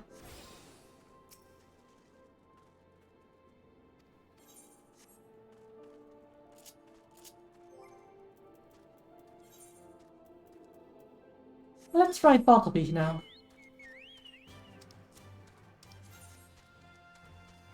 Look at that music. Well, listen to that music.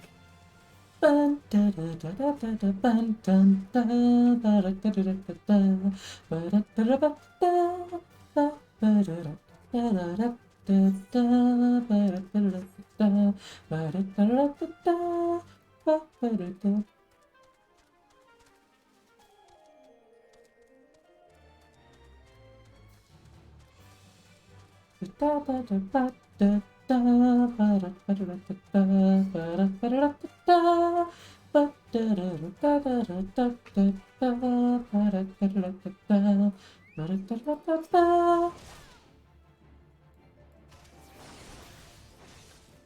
I do so enjoy that song.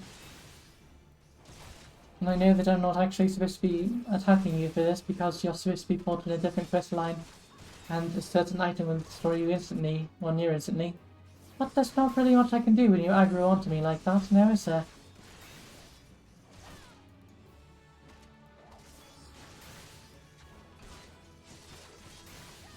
Reprisal. That's me doing to do as much damage. No, I did not mean to use Riot Blade there. Fast Blade, Riot Blade, then Rate of Alone.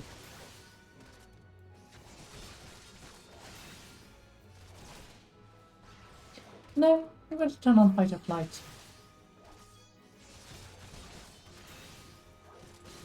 Go in Shield Bash so I can do a little bit more damage and not have to worry about taking any damage for a minute.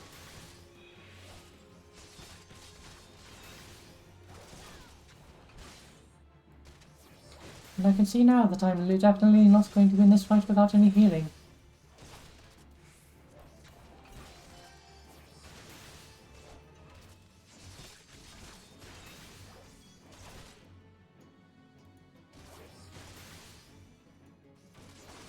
Riveting combat, I know.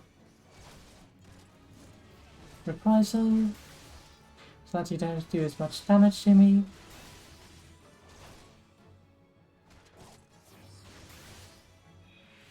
Major Balloon, and then Low Blow, do another stun. And I'm fairly certain I can only stun you one more time before you will become immune. Fight or Flight, Fast Blade, Riot Blade, Major Balloon, Fast Blade, Riot Blade, Major Balloon, Fast Blade, and that's the combat. I'll wait here for a moment while I heal up, and then I shall light the Iron Brassier. 3, 2, 1, 0, and I'll be at full, and there I am. The Iron Brassier has been lighted. Lit. Lit is the word I was looking for. The wandering soldiers, where to them here, and they shall last no longer. We will learn to fear.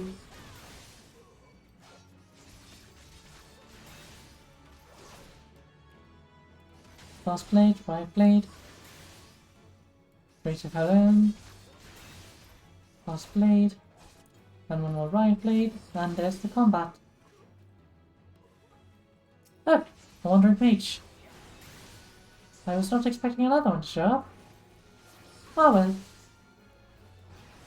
Rate of flight. Rate of Helen. Cross blade. Right blade. Rate of Helen. Are there any more going to show up? No? Very well. Ashkin Hearts. Shriveled heart removed from the lifeless husks of 3 forsaken souls who were, until recently, undead.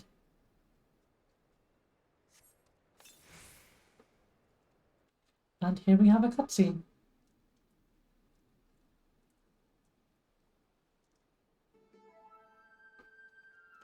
If you are in this place searching for the undead, then you must be a petitioner seeking the secret hearts of the paladins. But make no mistake, simply learning paladin swordplay does not make you a paladin, nor does the armor you wear or the status you claim. I am just another raging paladin, but you would do well to heed my counsel. Strike off the shackles that bound your spirit, lift the visors of blinds, and find the true path of the paladin. Certainly, sir. Here, you'll be returned to the captain, yes? Then give him this crystal.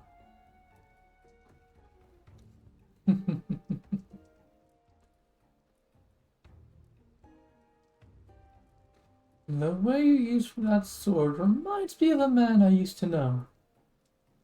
Mine eyes may be old, but they can see the truth well enough. Be a paladin strong and true. Devote yourself to the way and become a beacon of light. I don't know why I decided to give him a southern accent, but I certainly have. It's not a very pronounced one either. Go and return to Eorzea. No, I'm not going to use a dig to get there.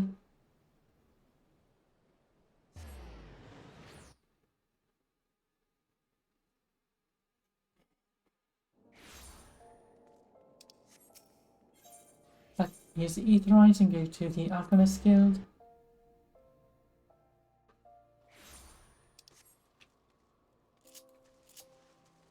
Sprint along, sprint along. I'm going through the halls, running through the halls of the city here. Running to go say hi to Jen Lins once more.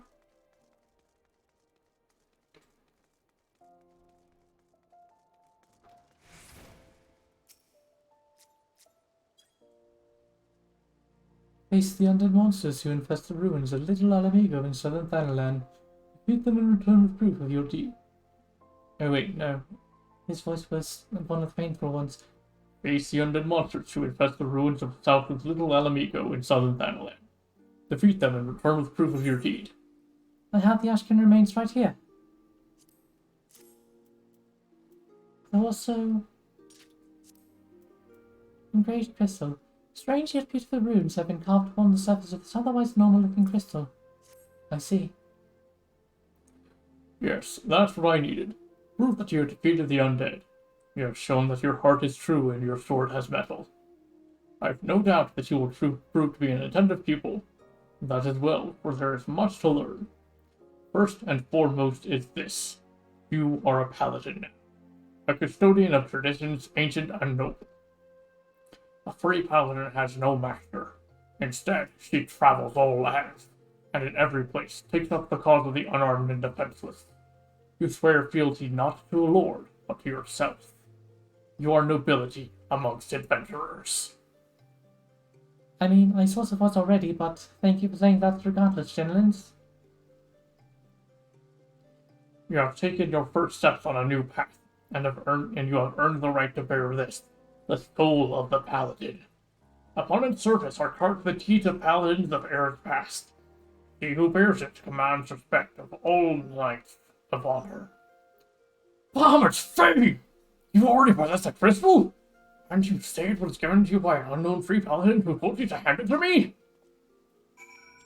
Yes, I did. Where's this crystal of what you speak? I command you show it to me at once! It is right here. Curse him. He has made a mockery of the child. That crystal you bear is indeed the soul of the paladin, but it is disgraced, impure. It was stolen from the Sultan's Sworn. The man who gave you this soul is the very traitor whom I have been seeking these many moons. Oh my. He is an oathbreaker who bent the knee to the Old Sultanate and swore allegiance to the Sultan's Sworn, then single-handedly sullied our name and trampled it underfoot until it was lost, perhaps forever. How dare he give counsel of honor on the Paladin way? This soul is polluted, and I must dispose of it. When you come to wield your sword as a paladin, the only sword you may wear is that which is bestowed by a captain of the Sultan's Sworn. But sweeter, no Sultan's Sworn still is a captain. By giving you a soul, he insulted not only the Brotherhood, but you too. Perhaps an adventurer like yourself finds our rules nothing more than a nuisance.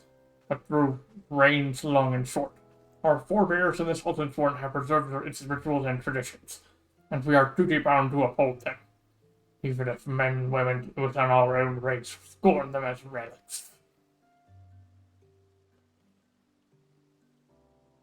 It has been my fate to be named Captain of the Sultan's Sworn in these troubled times. Though I did not ask for this honor, I have bent my knee to the Sultana and sworn fealty. And I will fight to restore our honor and name. You wield a sealed blade, and more importantly, you have met the traitor face to face. Your great task as a paladin will be to help me bring him to justice. You must ready yourself, marshal your resources, and hone your skills until the time comes, when you are able to discharge your duty. The journey will be long, but you are a paladin now, and honor binds you as surely as an oath.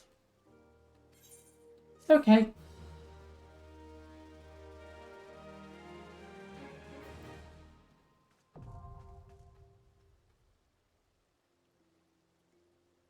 Thank you for that, Shinland. I shall not be doing your voice again anytime soon because it is quite painful.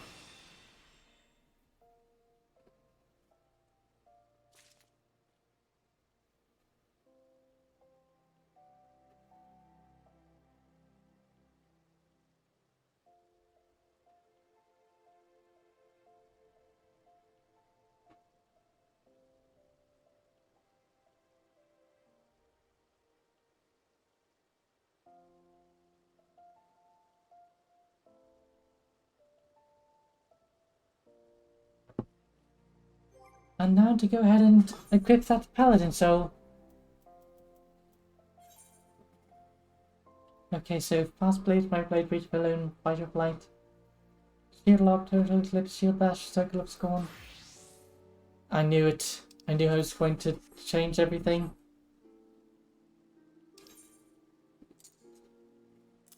Fast blade over here, right blade, total eclipse right here. You go over here. You go right here. You go over here. Interject, you go here. Shield lob, over here. No, wait, no, you go in there. Shield lob is there. Low, you go over here. Provoke, you go here. And then I remove all the rest of you. Rage of Helen goes here.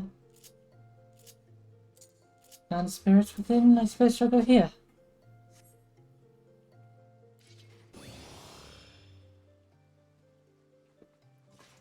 And if you'll excuse me for a moment, I have something I must needs do.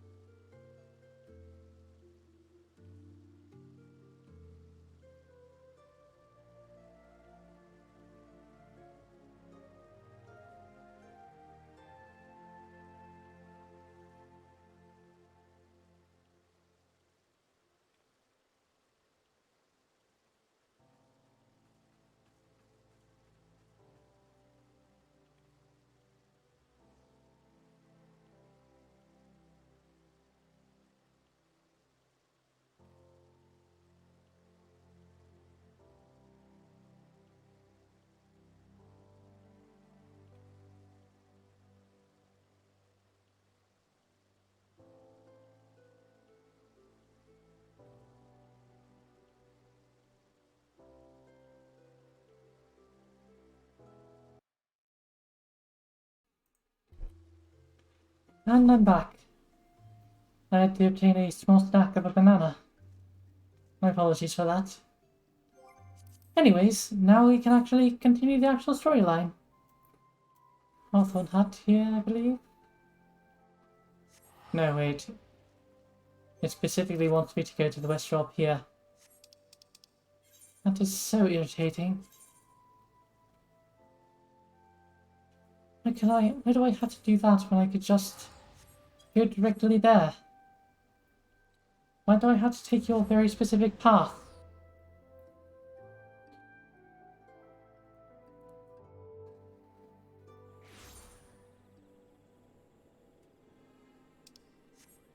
Most annoying.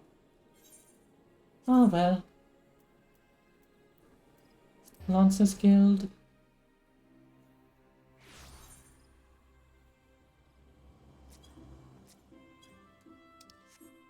There we are. Britannia. Aye, the ferry stopped at the base of hill.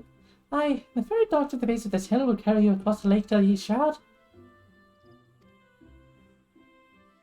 Once you're ashore, head due east, and you should find the Hawthorne Hut without much trouble. Okay, I don't have to take that. Go over here, teleport to the Hawthorne Hut.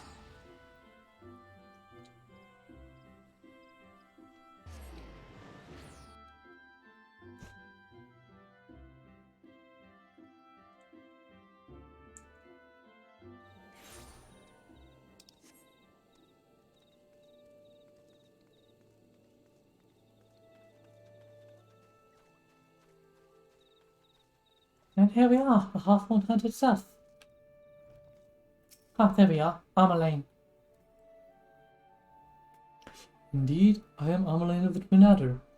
I understand you're here to learn of the Sylphs, yes? For all their whimsy, they are a wary lot, particularly since the Empire has come to the Shroud. Earn their trust, however, and they're as friendly as any folk. They have their quirks, but so do we all, no? Would you know more? You'd do well to speak with the master of this hut, Rolf. He's forgotten more about the Sylphs than I'll ever know. Good to know, Armalane.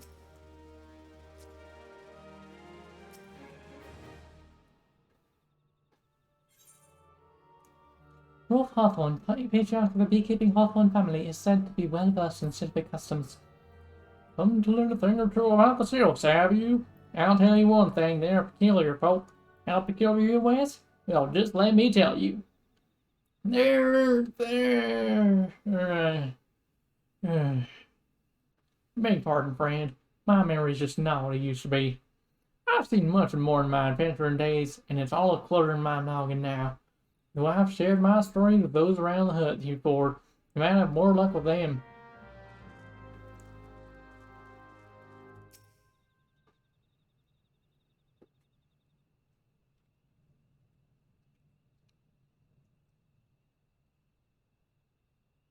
The Sylphs? Yes, Father's told me his stories plenty of times. What I've always found most captivating is how their concept of etiquette is all completely alien to our own. We do best not to underestimate them on account of their childlike looks, lest their face end up a mess of glyphs, squiggles, and chocobo scratches. See? Oh my. So then scribble all over your face and stick a chocobo on you? I see. On the other side of that tent, perhaps? Aye, that they are. The quickest way to cook a woman's heart may be through her stomach, but don't even think about trying to hoist your foodstuffs on itself. They sustain themselves simply by bathing in the sun, or so Rolf once told me.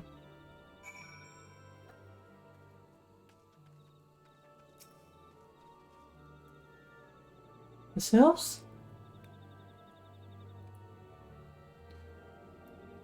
Inveterate tricksters and troublemakers, that's what they are.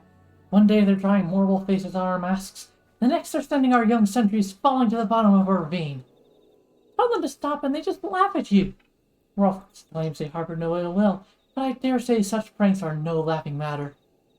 They're fairies.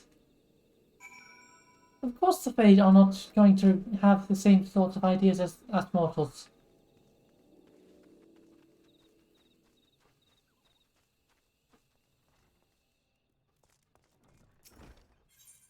No, no, no, not you. You. Oh, of course, of course! Hearing your stories, well, my stories, has brought the memories flooding back to me. I feel like dancing! Yes, nothing brings people together quite like a little toe tapping. The Sylph told me long ago that dancing is a time-honored tradition among their kind. You do well to remember this. It just may help win the favor of our forest friends. Thank you, Rob.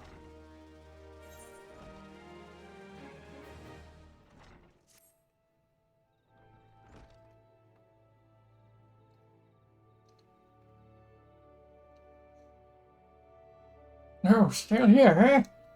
Great! There's one more thing you should know about the Sylphs. They don't take kindly to guests who show up empty-handed. To earn their trust, you do well to bring along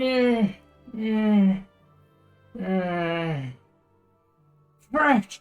What was it again? And my wife Rose and I were just speaking of the matter not days ago. Forgive me, my friend. Speak to Rose at the comb. Her memory should prove far more reliable than my own. Very well.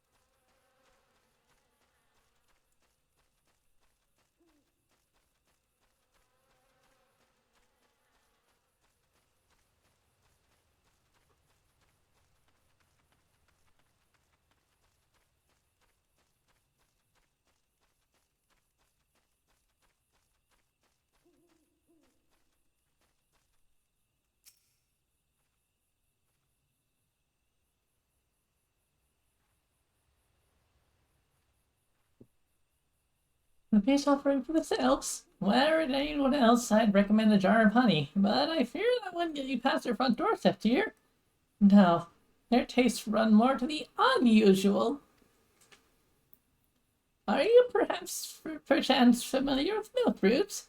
That's what we call the root of the most famous seedkin, the ochu. When chewed, it exudes a cloudy liquid that's said to induce curious visions in the imbiber. You'd not catch me dead trying the stuff, but the Sylphs seem to enjoy it to no end. I've not seen an ochu around the comb in quite some time, but I did encounter a suspicious clump of grass the other day. Were you to simulate it somehow, with some of this amber syrup, for example?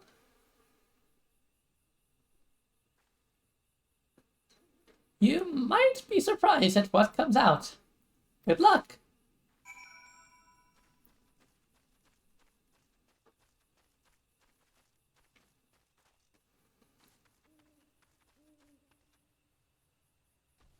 One moment.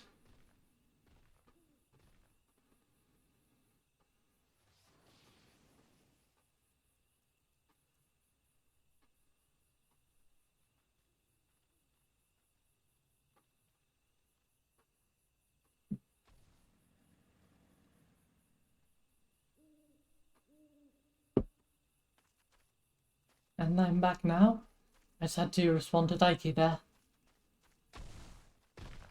Oh, right, and welcome to the stream as well, Daiki, though it may take a while for you to actually see this as a response.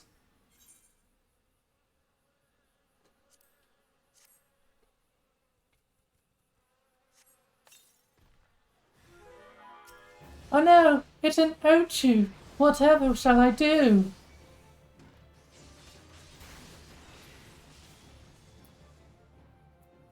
Oh, that is most peculiar.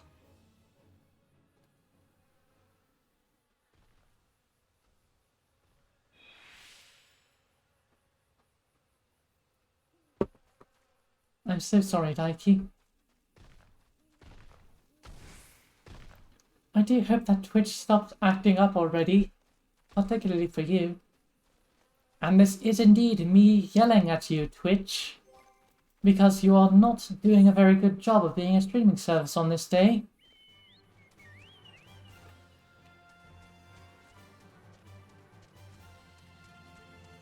I'm still going to be using you, but still, that changes nothing.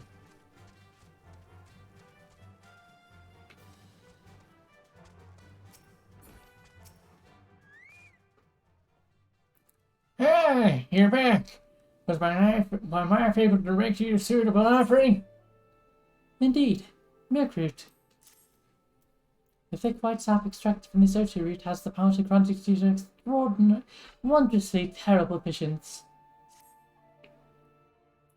Ah, milk root! But of course! No steps crop that cloudy stuff as quick as I do a flagon of mead.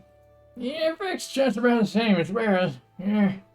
Anyway, a gift to milk root would have the sales colony friend insisted the moment they lay his eyes on it. Now let me wrap that up for you. I'm starting to feel a bit woozy. Thank you, Rolf.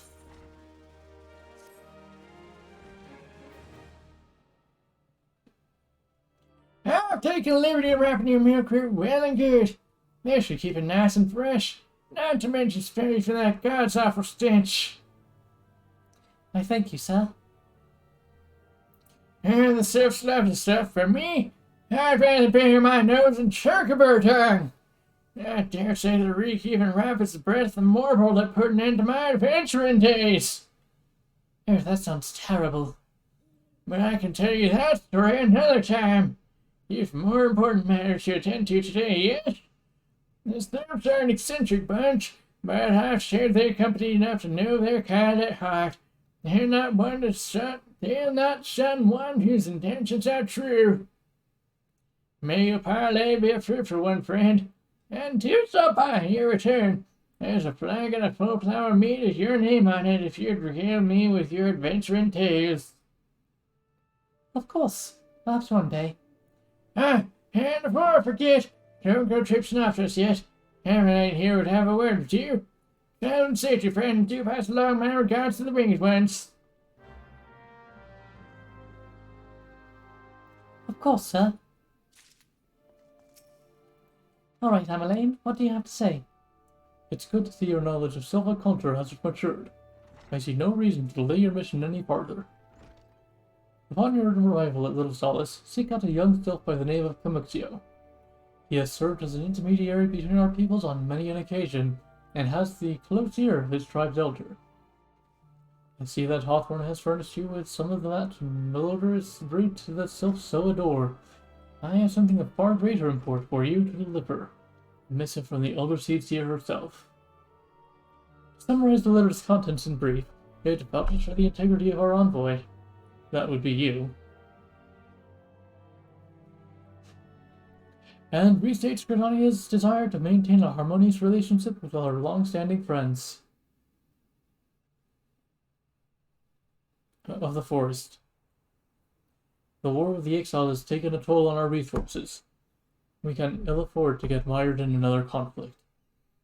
I need not impress upon you any further the importance of this mission. May the 12 see you return with good tidings. Of course, Ameline.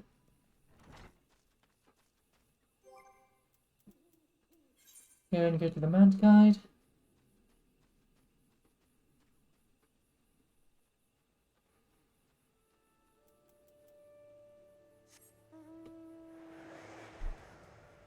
One moment, because there's issues on the stream side, I'm going to check. No, it seems as I'm having perfectly fine on my side with the stream.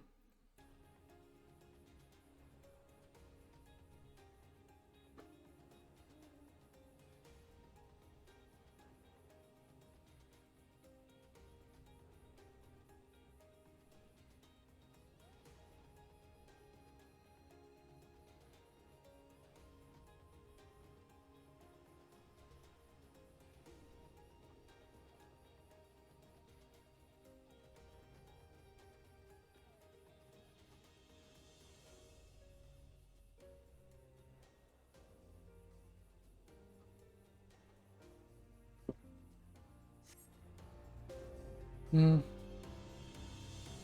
If it continues as such, that I shall have to end the stream early, so that perhaps it will be able to be better on the next time.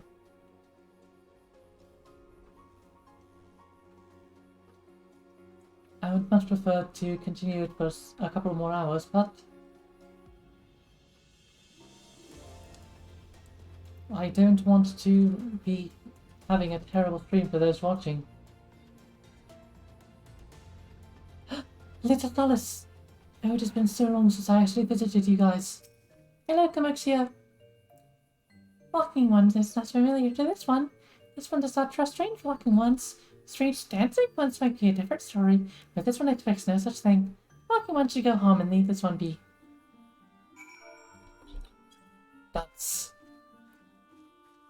Oh, that looks so silly. Oh my goodness. This one would welcome walking one who moves like these ones.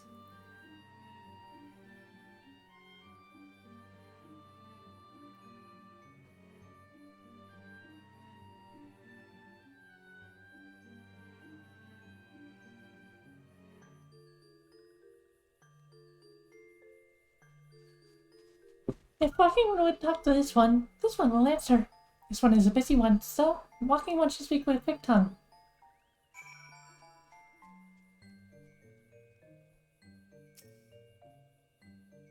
Walking one would bring gifts to this one?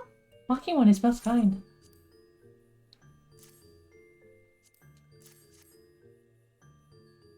Walking one brings milk. Milk fills this one with great joy. This one gives thanks, gives many, many thanks.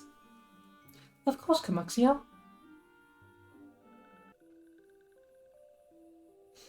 Walking one carries a message for the other one? This one will deliver the message to the other one. Walking one should not worry. Hello, Ida and Papalima, who just appeared out of thin air. Hello there. We're envoys from Gridania, and we're here to treat you with your people. Hi, we've come to pay our respects to your elder, and to learn from him more of your Lord Ramu. Lord Thief ones! These walking ones come from Gridania? Walking one became a dancing one and brought milk root, but walking one tricks this one. This one does not like tricks. This one will speak no more. Elder one is busy. Walking one should go home. Go home, you say?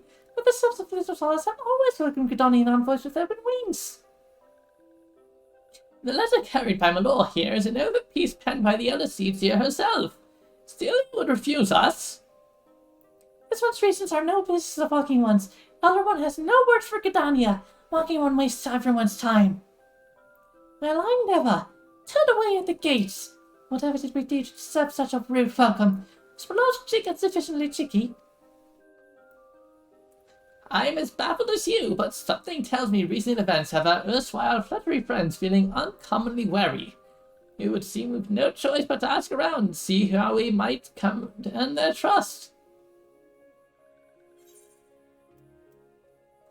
Silencing potion, sleeping potion, paralyzing potion.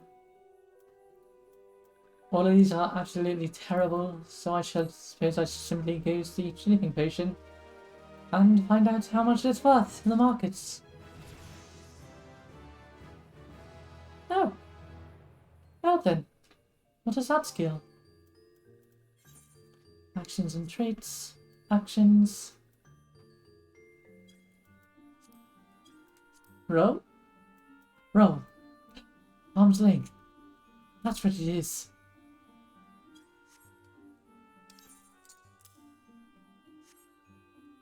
That one goes there. Ada has a notion of how one might earn the Sylph's trust. Say, Malor, are you in the mood for dancing? That's right, dancing! Going through all of that trouble to learn the Sylph's traditional greeting, but you've greeted hardly any of them. Why, if I were a Sylph, I'd be beside myself delighted to see an adventure expressing an interest in my own culture. Me? Of course I'd be happy to join. Ow, ow! There go those bloody leg cramps of mine acting up again. Oh, come now, Ida. You're obviously just making an excuse.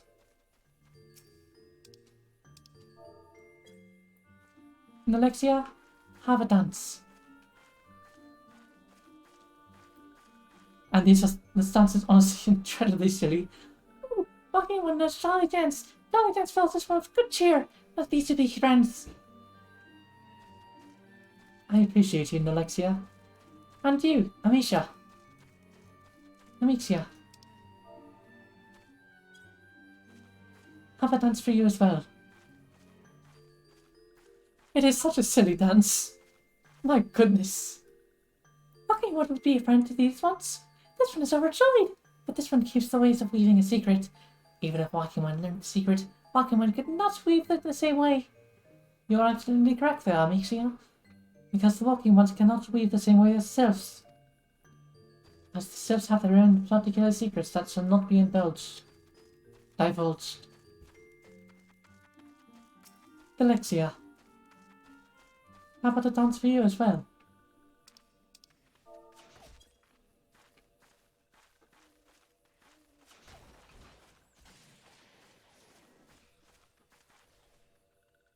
You're the one who is fighting a llama. Ah, Walking is a friend of these ones. Friendly like Grace's elder one at Forest City. Knows how to dance to these ones' hearts. Indeed, Alexia. I danced right into your heart.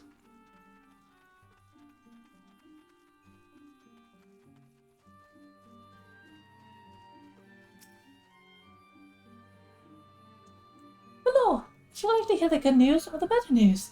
The good news is that your lovely dancing has brought smiles and high spirits to all of Little Solace. The better news? Why, I've thoroughly recovered from those accursed leg cramps. Onward to our next adventure. Of course you have, Ida. And you, Papolino, what do you have to say?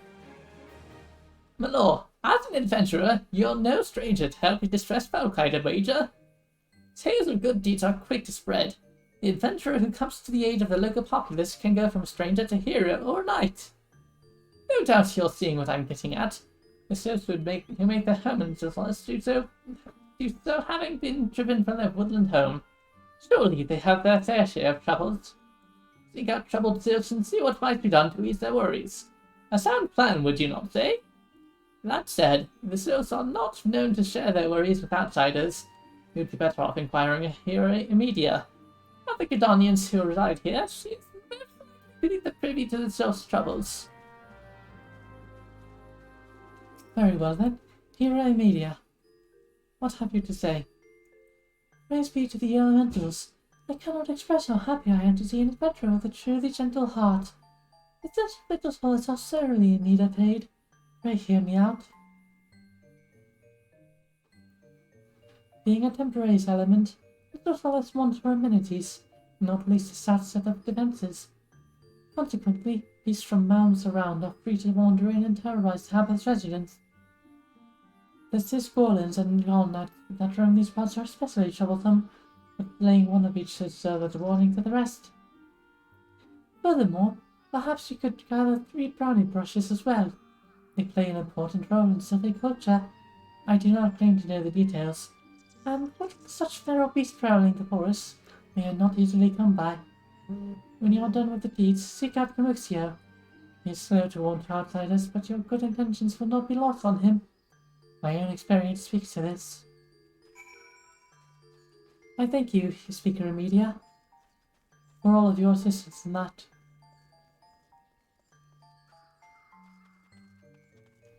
Slay one Cisgorlin, slay one Golnat, and obtain 3 brownie brushes.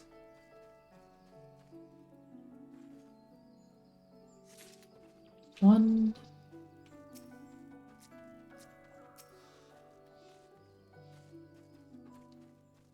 2.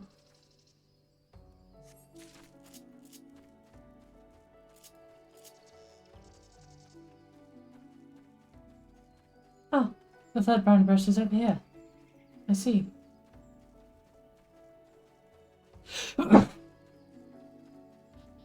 My apologies. And 3. And it seems the Godnuts are over here as well. Oh, hello there, Giant O2. Lady Lawrence.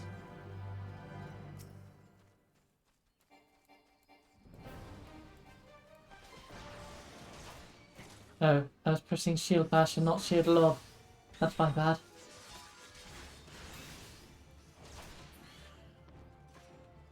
And there we are. One gold nut destroyed. Actions and traits. General. Mantralet. And it told me that I was riding the falcon. I see. There shall be no complaints here. I do enjoy the falcon. Just look at the details of it.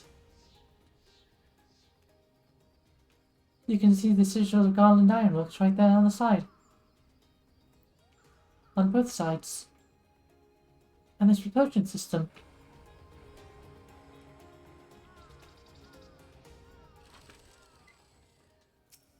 And this sigils of garland. 1, 2, 3. 1 spirit pin. And the battle's over. Now I can go speak with Kamuxia.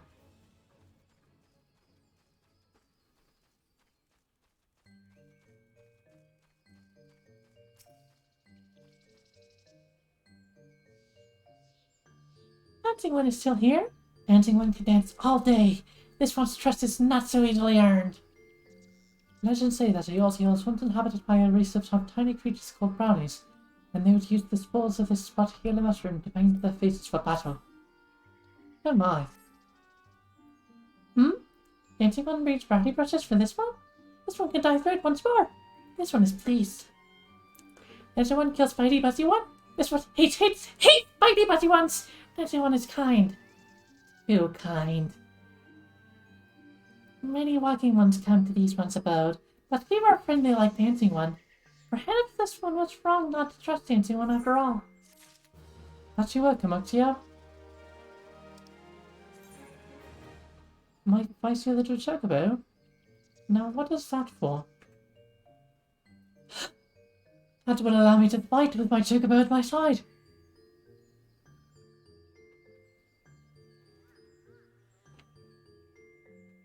But first I have to ask the chat a question real quick. Is the stream still acting up?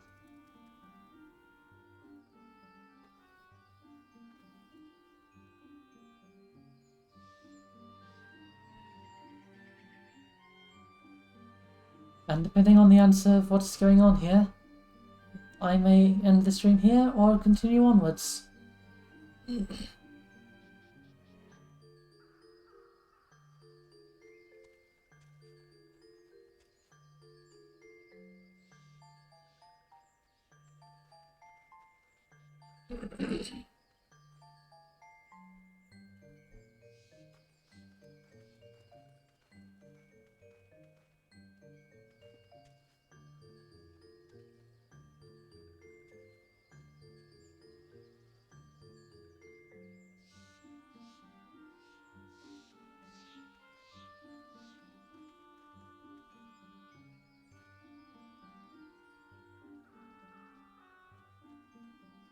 Ah, I see.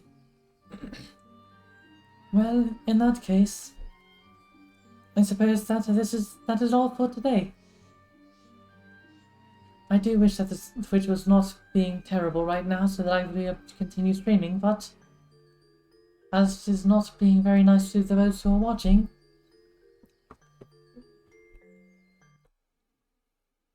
I suppose that is all for today. I hope that you're all able to enjoy the rest of your day, and that, well, that next stream does not have such issues as today. Fare thee well, and may all your tomorrows be greater.